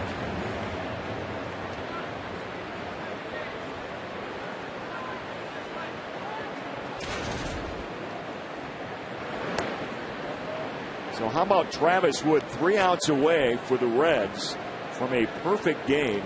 It's his 3rd career start, Rock. Got to get a run for him, though. I mean, that's the thing. Grounder in the hole. Counsell comes up throwing and a little bit late. Nice effort out there for Craig Counsell. Yeah, Travis Wood, 3rd start, no record, and a 3.86 ERA. So he's pitched pretty well, but it could be all for naught if the Reds don't get him any runs. And that's a tall order with Roy Halladay on the mound for the Phillies.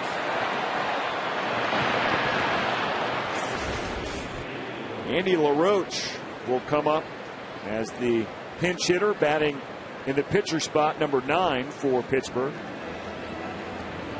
Rick Peterson out to chat with Bush and Kataris. And Andy LaRoche's having a tough season, and it's his first appearance in this series. Looked like LaRoche was going to be the 3rd baseman of the future for Pittsburgh a couple of years ago. Came up, just hadn't been able to put it together. Has some big time power. Had a great series here last year.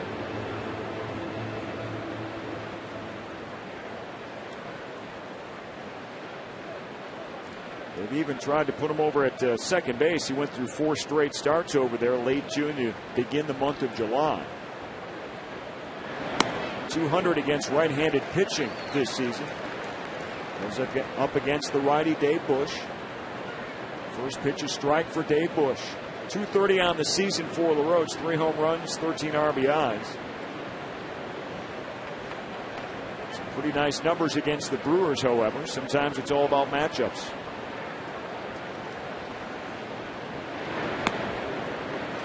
And Bush ahead 0-2. Bobby Crosby over at first. Lowe and Braddock warming up in the Brewer bullpen. Getting to be about that time when Rick Peterson makes the call out to the bullpen, and he's got 2 pretty reliable guys to go to now right about this point in the game. Inside 1-2.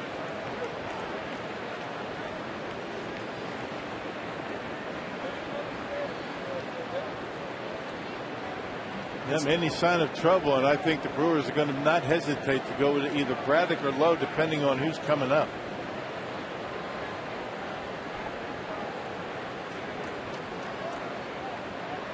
Bush delivers the 1-2. Roach taps, puts it in play, and Bush will take the out with fielder. So 1 down, runner advancing to second base.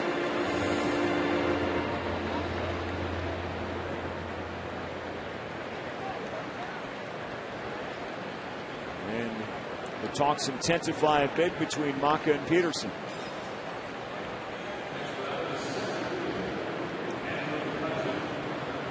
McCutchen ready to step in that batter's box for the Pirates. And Ken Maka is going to make the change. And you can tell Dave Bush wants to stay, but he will be lifted here in the 7th inning with 1 down and a runner at second base. And all his teammates from that infield come in and give him a good tap. Nice outing for Dave Bush in this game. We'll have his numbers when we come back.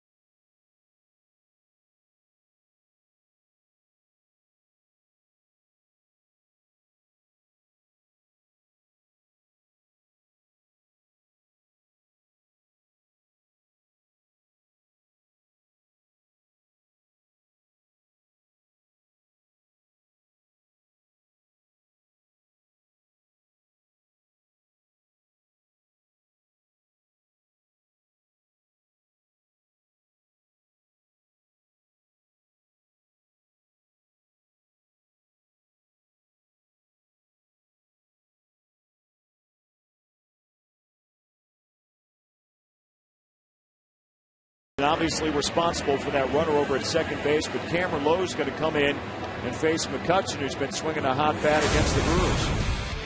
Well, Dave Bush, as we talked about, really good command all night long. He was keeping the pitch down in the strike zone, particularly 2 strikes with the breaking ball, putting it down in the dirt where you really can't get hurt too badly. Anytime you get into the 7th with your starting pitcher, the way baseball is these days, you have to feel pretty fortunate. So another very good outing for Dave Bush, his 5th consecutive quality start.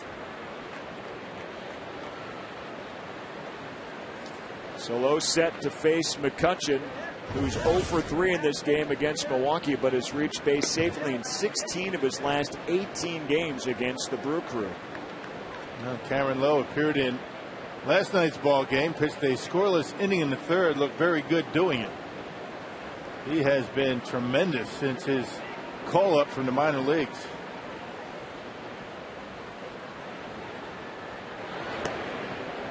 (2-0). And we understand Travis Wood has lost his bid for a perfect game and a no-hitter now, giving up a leadoff double to the Phillies, only making his 3rd career start. And this one in the gap. So bottom of the 9th of a scoreless game. He loses the perfect game, the no-hit bid, and runner at second, nobody out, may lose the game. Could lose the game. That's a tough one. Well, when you're facing Roy Halladay, your margin for error is very small, but tonight it's 0.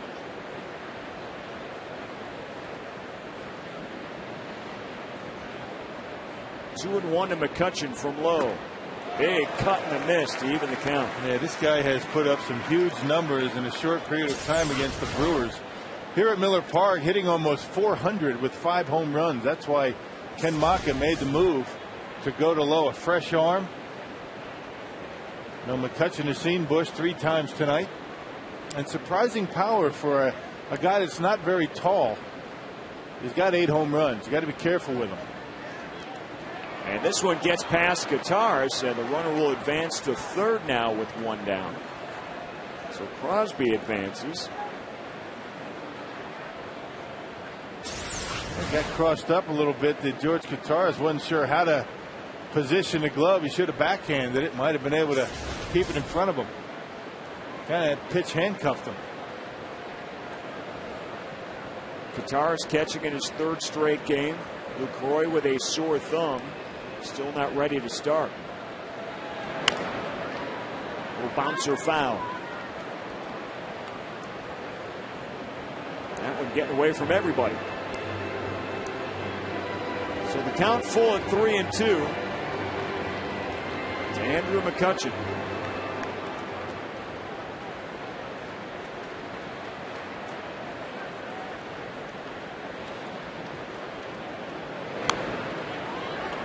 And another one foul back.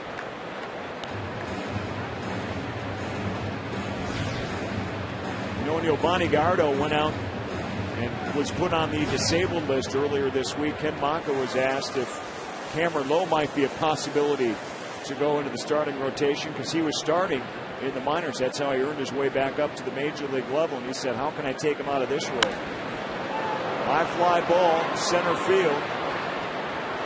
Gomez gets underneath it.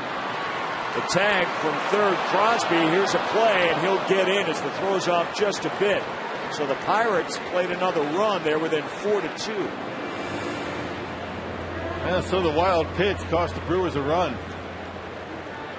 So the line closed now on Dave Bush. 6 1/3, 2 runs, 6 hits, 2 walks. He did allow a home run. So another very good outing for Dave Bush. In line for a victory.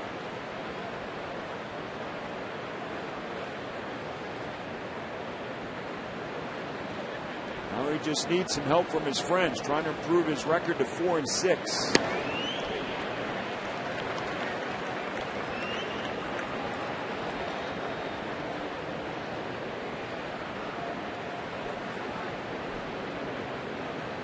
Jose Tabata, who has singled, has a stolen base and a double in this game.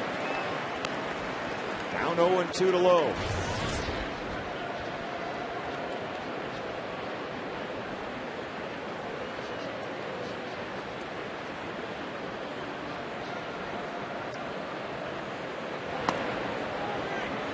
Just misses inside.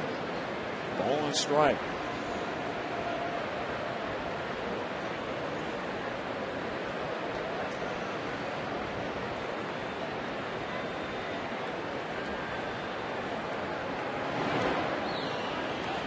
Now 2-2.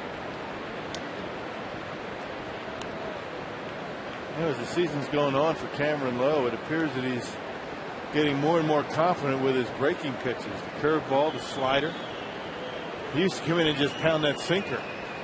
He's not doing as much of that these days. Slow roller in the infield. McGee scoops, throws, and got him. Pirates get a run. Brewers still lead at 4-2 here in the middle of the 7th.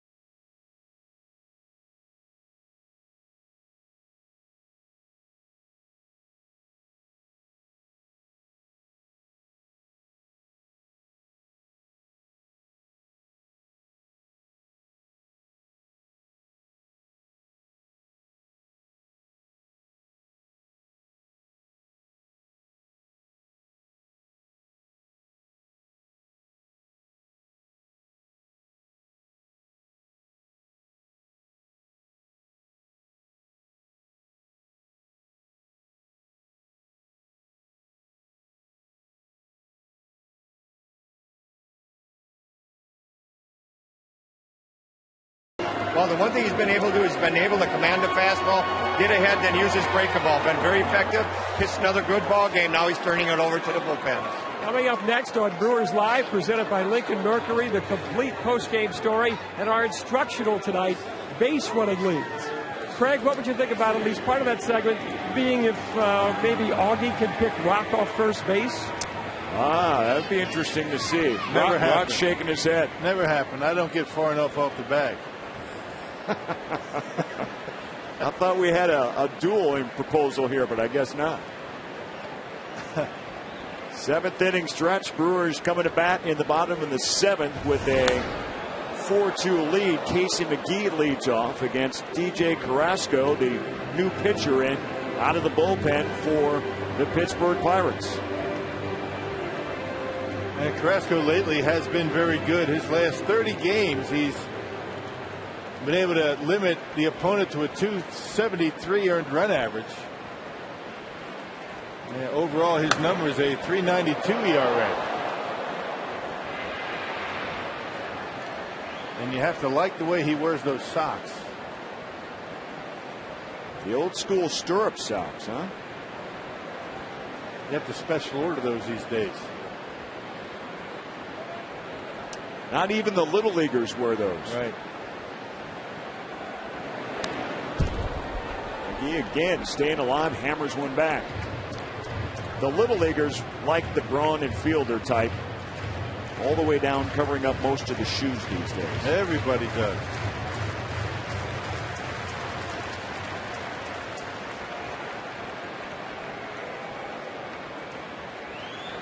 Oh, 2 to McGee, struck him out. So one down here in the Brewers' 7th inning. Carrasco tossed a season-high 3 innings and earned a victory in the 14-inning Pirate win over Milwaukee back on April 28th. Yeah, Pirate pitching has been able to get Braun, Fielder, and McGee all on strikes in consecutive at-bats. Good curveball that time.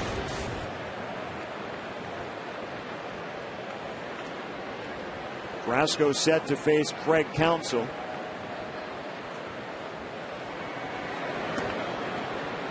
First pitch in for a strike. Carrasco, the 4th pitcher used for John Russell in this game.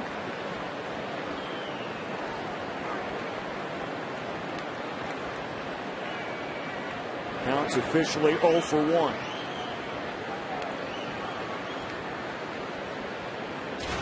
And a sac fly back in the 5th for an RBI.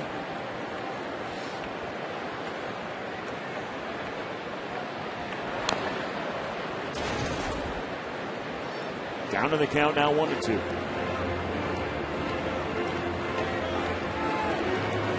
Justin Morneau and Jose Reyes have to drop out of the All-Star game.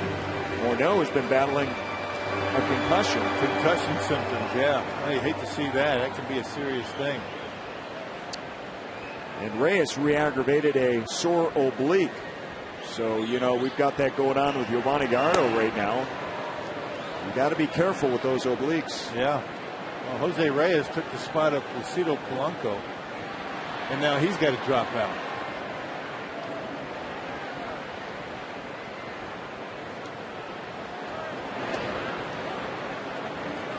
Counsell working the count full now, 3-2. It was it Chase Utley. I think it was Chase Utley. I think it was Chase Utley. Yeah, it was Utley. I knew it was one of those Phillies. Polanco beat out to start the All-Star game by David Wright right at the end.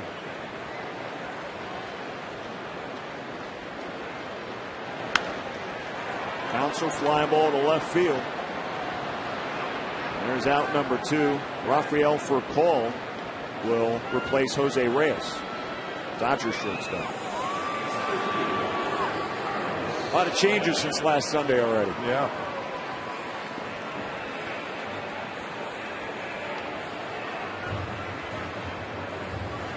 Carlos Gomez with 2 down.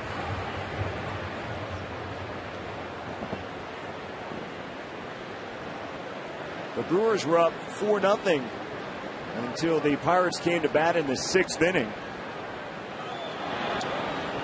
Home run by Jones put Pittsburgh on the board first. Get within 4-1. And then they scored another one in the 7th inning. So they chopped that full run deficit right in half. Still very much in this game.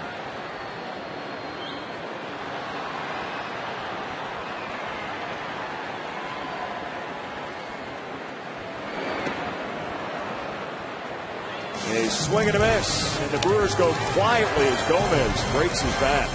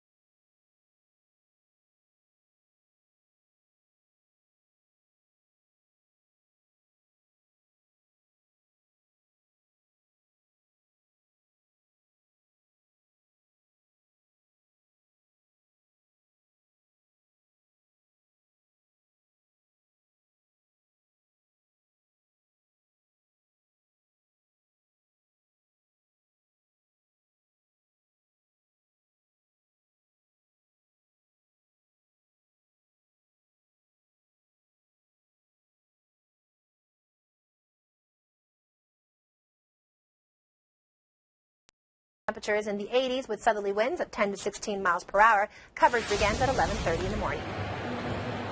Okay, Mary, looking forward to tomorrow's Game 3. Everything's still closed up here at Miller Park. Had a thunderstorm come through the area. Panels closed, roof closed, and the Brewers have had a couple of home runs. They lead at 4-2. Zach Braddock now ready to make his 19th appearance for Milwaukee in relief here in the 8th inning. Yeah, a couple of days ago, Braddock pitched a scoreless inning against the San Francisco Giants. 19th appearance for Braddock, a 4.60 ERA. You can see the strikeout totals very good. Walks are down, 15 2/3, 22 strikeouts, 5 walks. Has not allowed a home run yet as a big leaguer. Braddock will face Neil Walker to lead off the 8th inning. 4-2 game right now. Brewers lead the Pirates on Cerveceros Day here at Miller Park.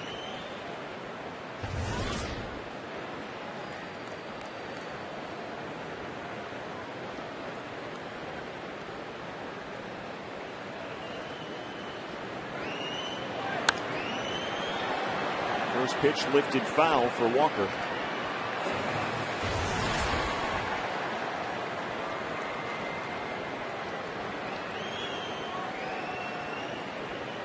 Walker was hit by a pitch back in the first.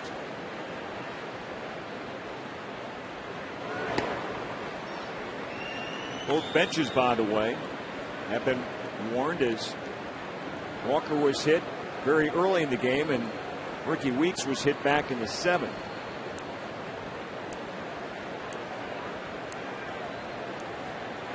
Three Brewer batters were hit in Game 1 yesterday.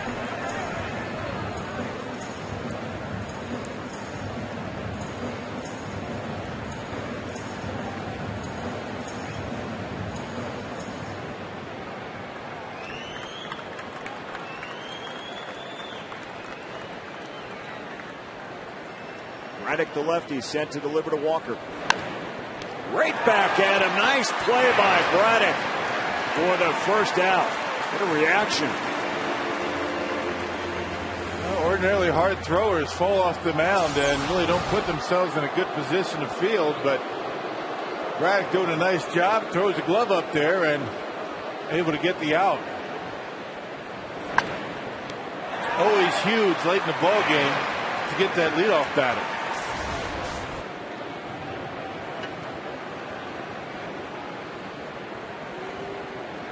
One down for Garrett Jones. hopping around, having a good time here at Miller Park. Another nice crowd, 38,588. What better place to be on a rainy night?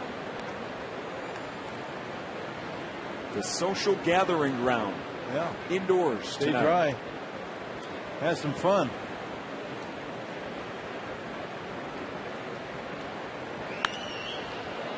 Fly ball to left. Braun coming in. And 2 down. Picture yourself relaxing on a boat surrounded by the stunning scenery of Eagle River, reeling in trophy-sized fish with Bill Schroeder. Just click on the Eagle River banner at foxsportswisconsin.com for your chance to win a weekend of fishing. Prize includes deluxe lodging, dinners, Sunday brunch, and a fishing tour led by a professional guide. Log on to foxsportswisconsin.com today and enter. And there will be no chance of me going down a water slide. You knew that was coming. I knew it. You were warming up for that one. Oh, yeah. Alvarez takes a whack at the first pitch from Braddock. Ricky Weeks. And Braddock works a quick 8th inning. Still 4-2 Milwaukee.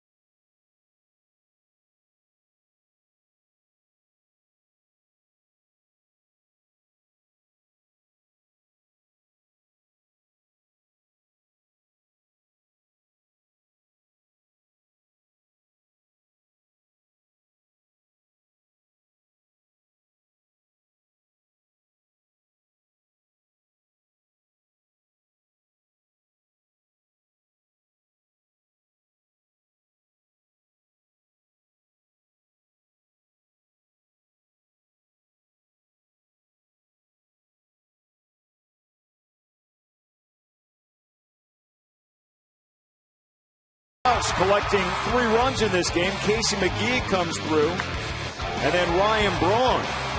A solo home run, his 12th on the season.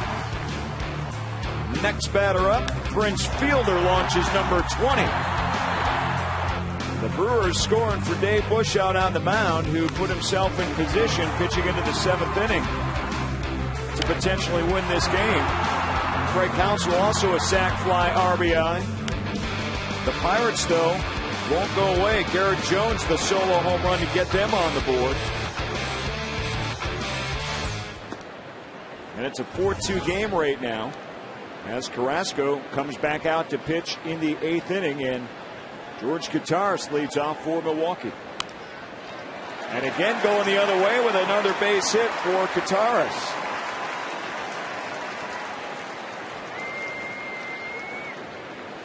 Let's check in with Brandon Cruz on the Brewer catcher. Yeah, he's been amazing so far this year against the Pirates. He's now 7 for 17 against them. Also, he has 2 home runs of his 6 against the Pirates. So this is a guy that loves to face the Buccos when he gets up to the plate, guys. He had a good piece of hitting that time, Brandon. He takes that fastball away and just serves it out there in the left field, almost a carbon copy of his last at bat. And that's the thing. I mean, I guess, you know, certain hitters do well against certain teams, and there's really no rhyme or reason to it. You know, either that or perhaps England pinch hitting First pitch lines it right down the first in the double play. Quickly 2 outs. Yeah, maybe a scouting report on a certain hitter. Let's say George Kottaras. I mean, the Pirates figure this is the way to get him out, and it doesn't work out for him. Certain teams pitch certain hitters in such a way, and it's not always the same around the league. Be hard-pressed to find almost any Brewer that has not had success against the Pirates over the last few years. It's just the way it's been.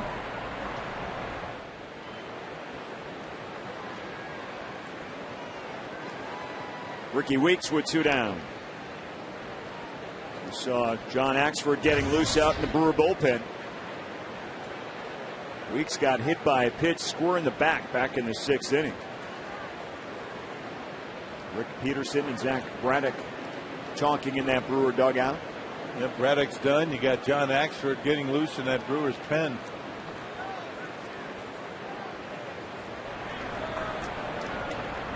Not sure what he could be talking about, because he did a pretty good job. 3 up and 3 down. Pretty efficient 8th inning for Braddock. They give the stat, of course, now the hold. Did his job. Cameron Lowe pitched in the 7th, got the hold.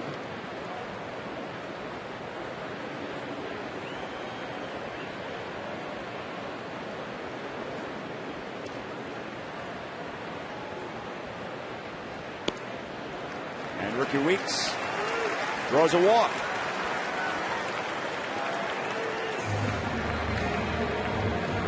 So he's aboard with 2 down for Corey Hart.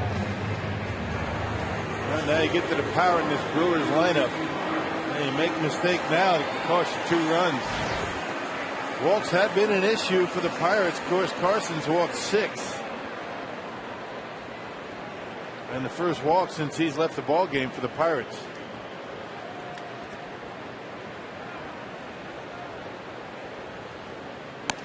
Corey Hart's singled in his last time up back in the 6th inning. Has 2 strikeouts here tonight. The amazing thing is, of the 7 walks tonight, only 1 have scored. That's rare.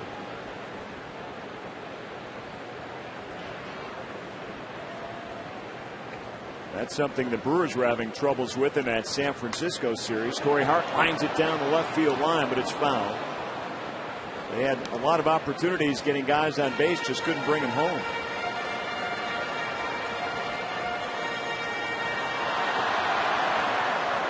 Three for 42 with runners in scoring position in the 4-game San Francisco series. Last night, 2 for 5. Much more what you would expect. Carrasco takes a look at Weeks.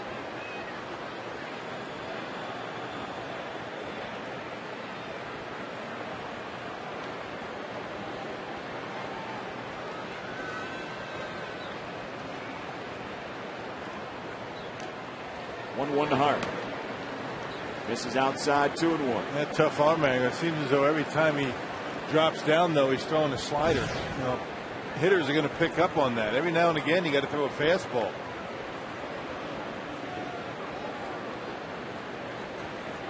You saw a similar movement from the last pitcher, Lopez. Right. Only a lefty. Hart fouls one back. Evens the count at 2-2. Talking to Corey yesterday, and he's got 4 kids, and a couple of them were down at batting practice and kind of getting ready, a little warm up for the home run derby on Monday, because if you have kids, they're going to be down on the field. Yeah, they're running around in foul territory, and they got to make sure they're well aware of what's going on. Corey off the glove of the third baseman Alvarez, and everyone's going to be safe. And they'll rule that a single. Alvarez has had a couple of tough chances over there that have turned into base hits. Yeah, just like the base hit for Casey McGee back in the 5th inning. Similar spot in the infield, and Alvarez able to knock it down. That's it. A little bit off the end of the bat. Range looks a little bit suspect for Alvarez, at least in this series. And now Ryan Braun coming up with a couple of men on. Brewers could certainly use some insurance. Absolutely. Ryan Braun has had a big day offensively. He hit a home run back in the third inning, and he is our Menards player of the game. You can also add he has scored 3 of the 4 Brewer runs. That's pretty productive. Been on base 3 times. Swings at the first pitch, pops it up in the infield. Crosby has it, and 3 down. Final 3 outs coming. Axford coming in for Milwaukee.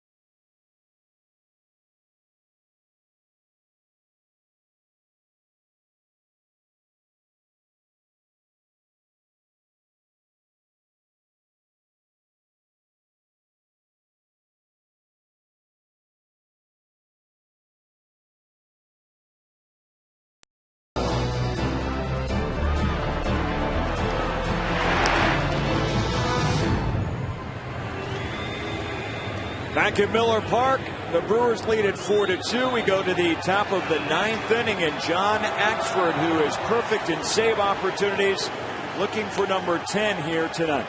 He got the win in yesterday. He pitched a scoreless 10th inning. Brewers able to get a run in the 10th and win it.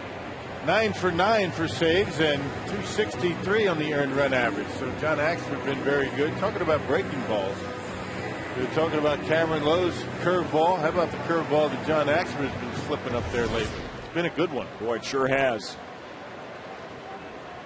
And he is quite an arsenal that he has used in the new closer's role since being recalled from AAA back in the middle of May. All 4 of his wins have been walk-off wins, including last night.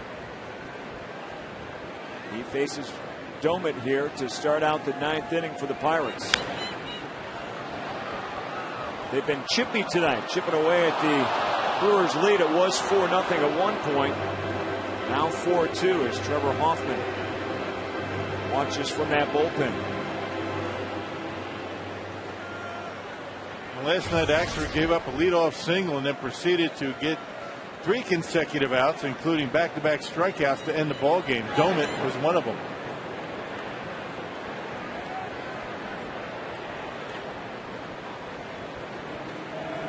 And nothing like a souvenir baseball at the ballpark.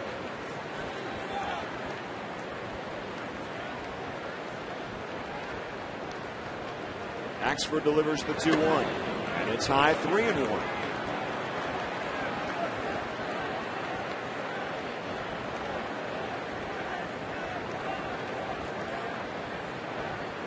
Last night, Axford pitched in that 10th inning and gave up a leadoff single to Walker. He ends up and stranded at third.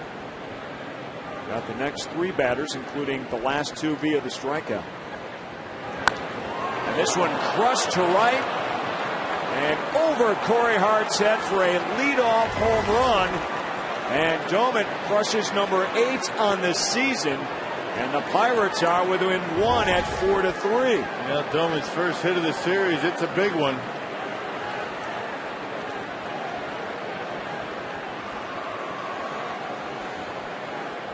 So Doman against Milwaukee late in games has done a number. Let's flash it back against Trevor Hoffman.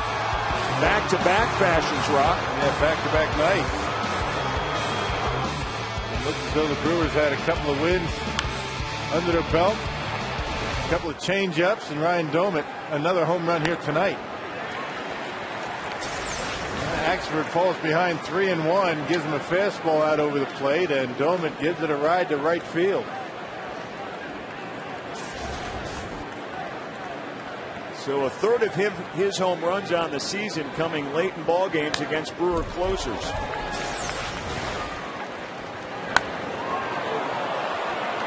When you're down in the count or ahead in the count 3-1 to John Axford, you can cheat, look for a fastball. That's what he did. That's why he was able to catch up to it. You throw that same pitch, if a hitter's behind in the count, you're going to get a different result because they're protecting the plate.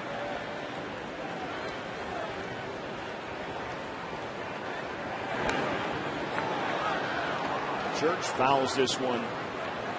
So it's 0-2 now. Church is averaged down to 187. 3 home runs, 15 RBIs. It's a strikeout and a walk in this game.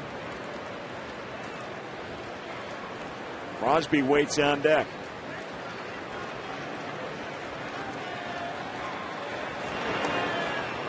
This one gets past Kataris.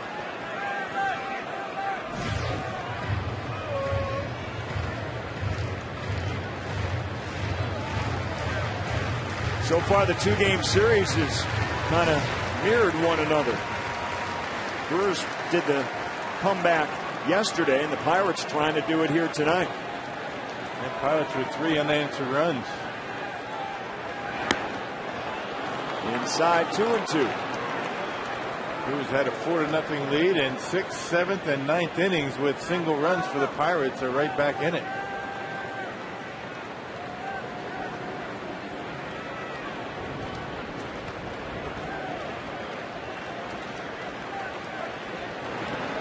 Big swing and a miss and a strikeout for the first out of the 9th inning for Axford.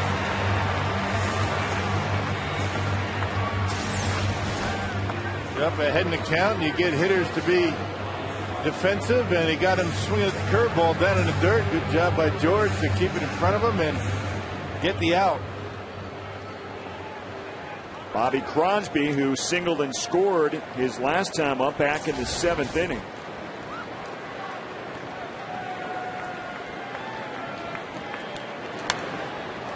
Takes a whack at that first pitch and fouls it back. So Axford ahead in the count.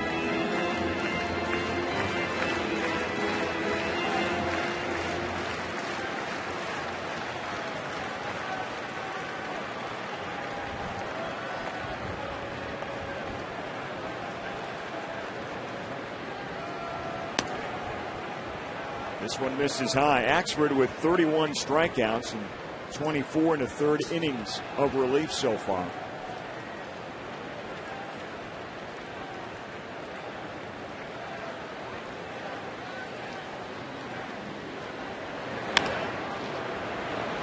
Counsell. 2 down. Another good breaking pitch from Axford. He had Bobby Crosby way out in front, kept the ball down in his zone, and an easy ground ball to Craig. Good pitch.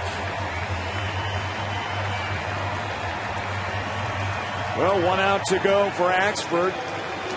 As he tries to pick up save number 10, he'll have to go through the pinch hitter Delvin Young.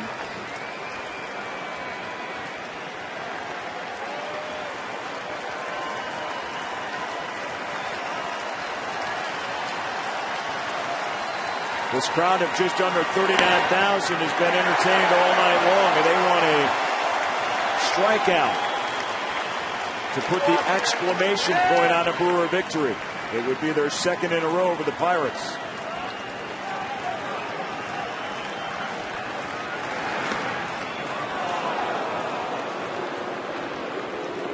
Milwaukee has won 25 of the last 28 games played between these two clubs since the 2007 season.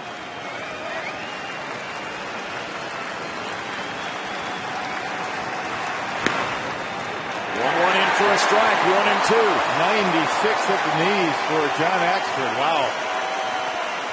That one had some life on it.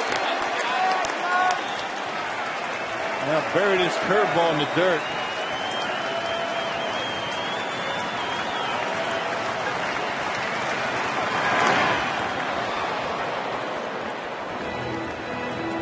Young stays alive. This inning began with the Ryan Doumit solo home run to get Pittsburgh within 4-3. Then Axford got Church on strikeouts, and then Crosby to ground out to short. He's ahead 1-2 now to Young. And misses low.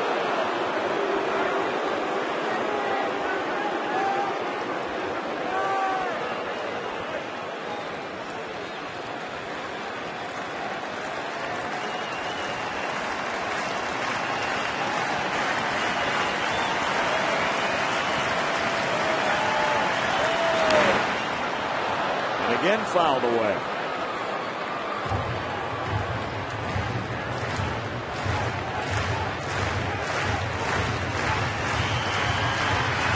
Last night, Axford was revving it up, 97-98.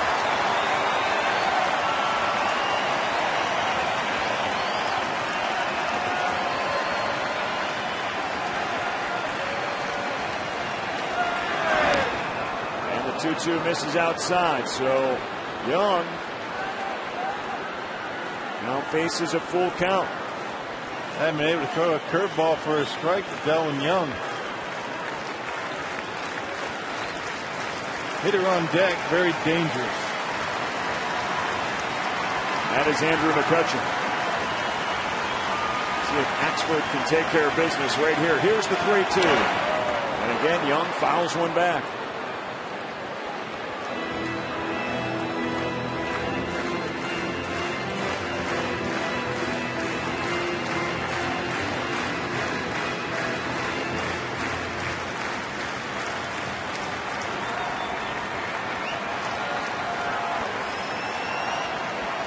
Brewers lead it 4-3.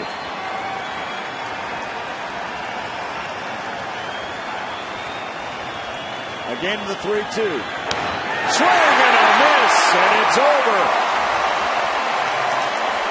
The Brewers win it on a strikeout, and Axford gets his 10th save in 10 opportunities. Well, the last two nights have been entertaining. The Brewers winning it in the 10th yesterday, and Axford saving a 4-3 game here in Game 2. Still much more to come on this game.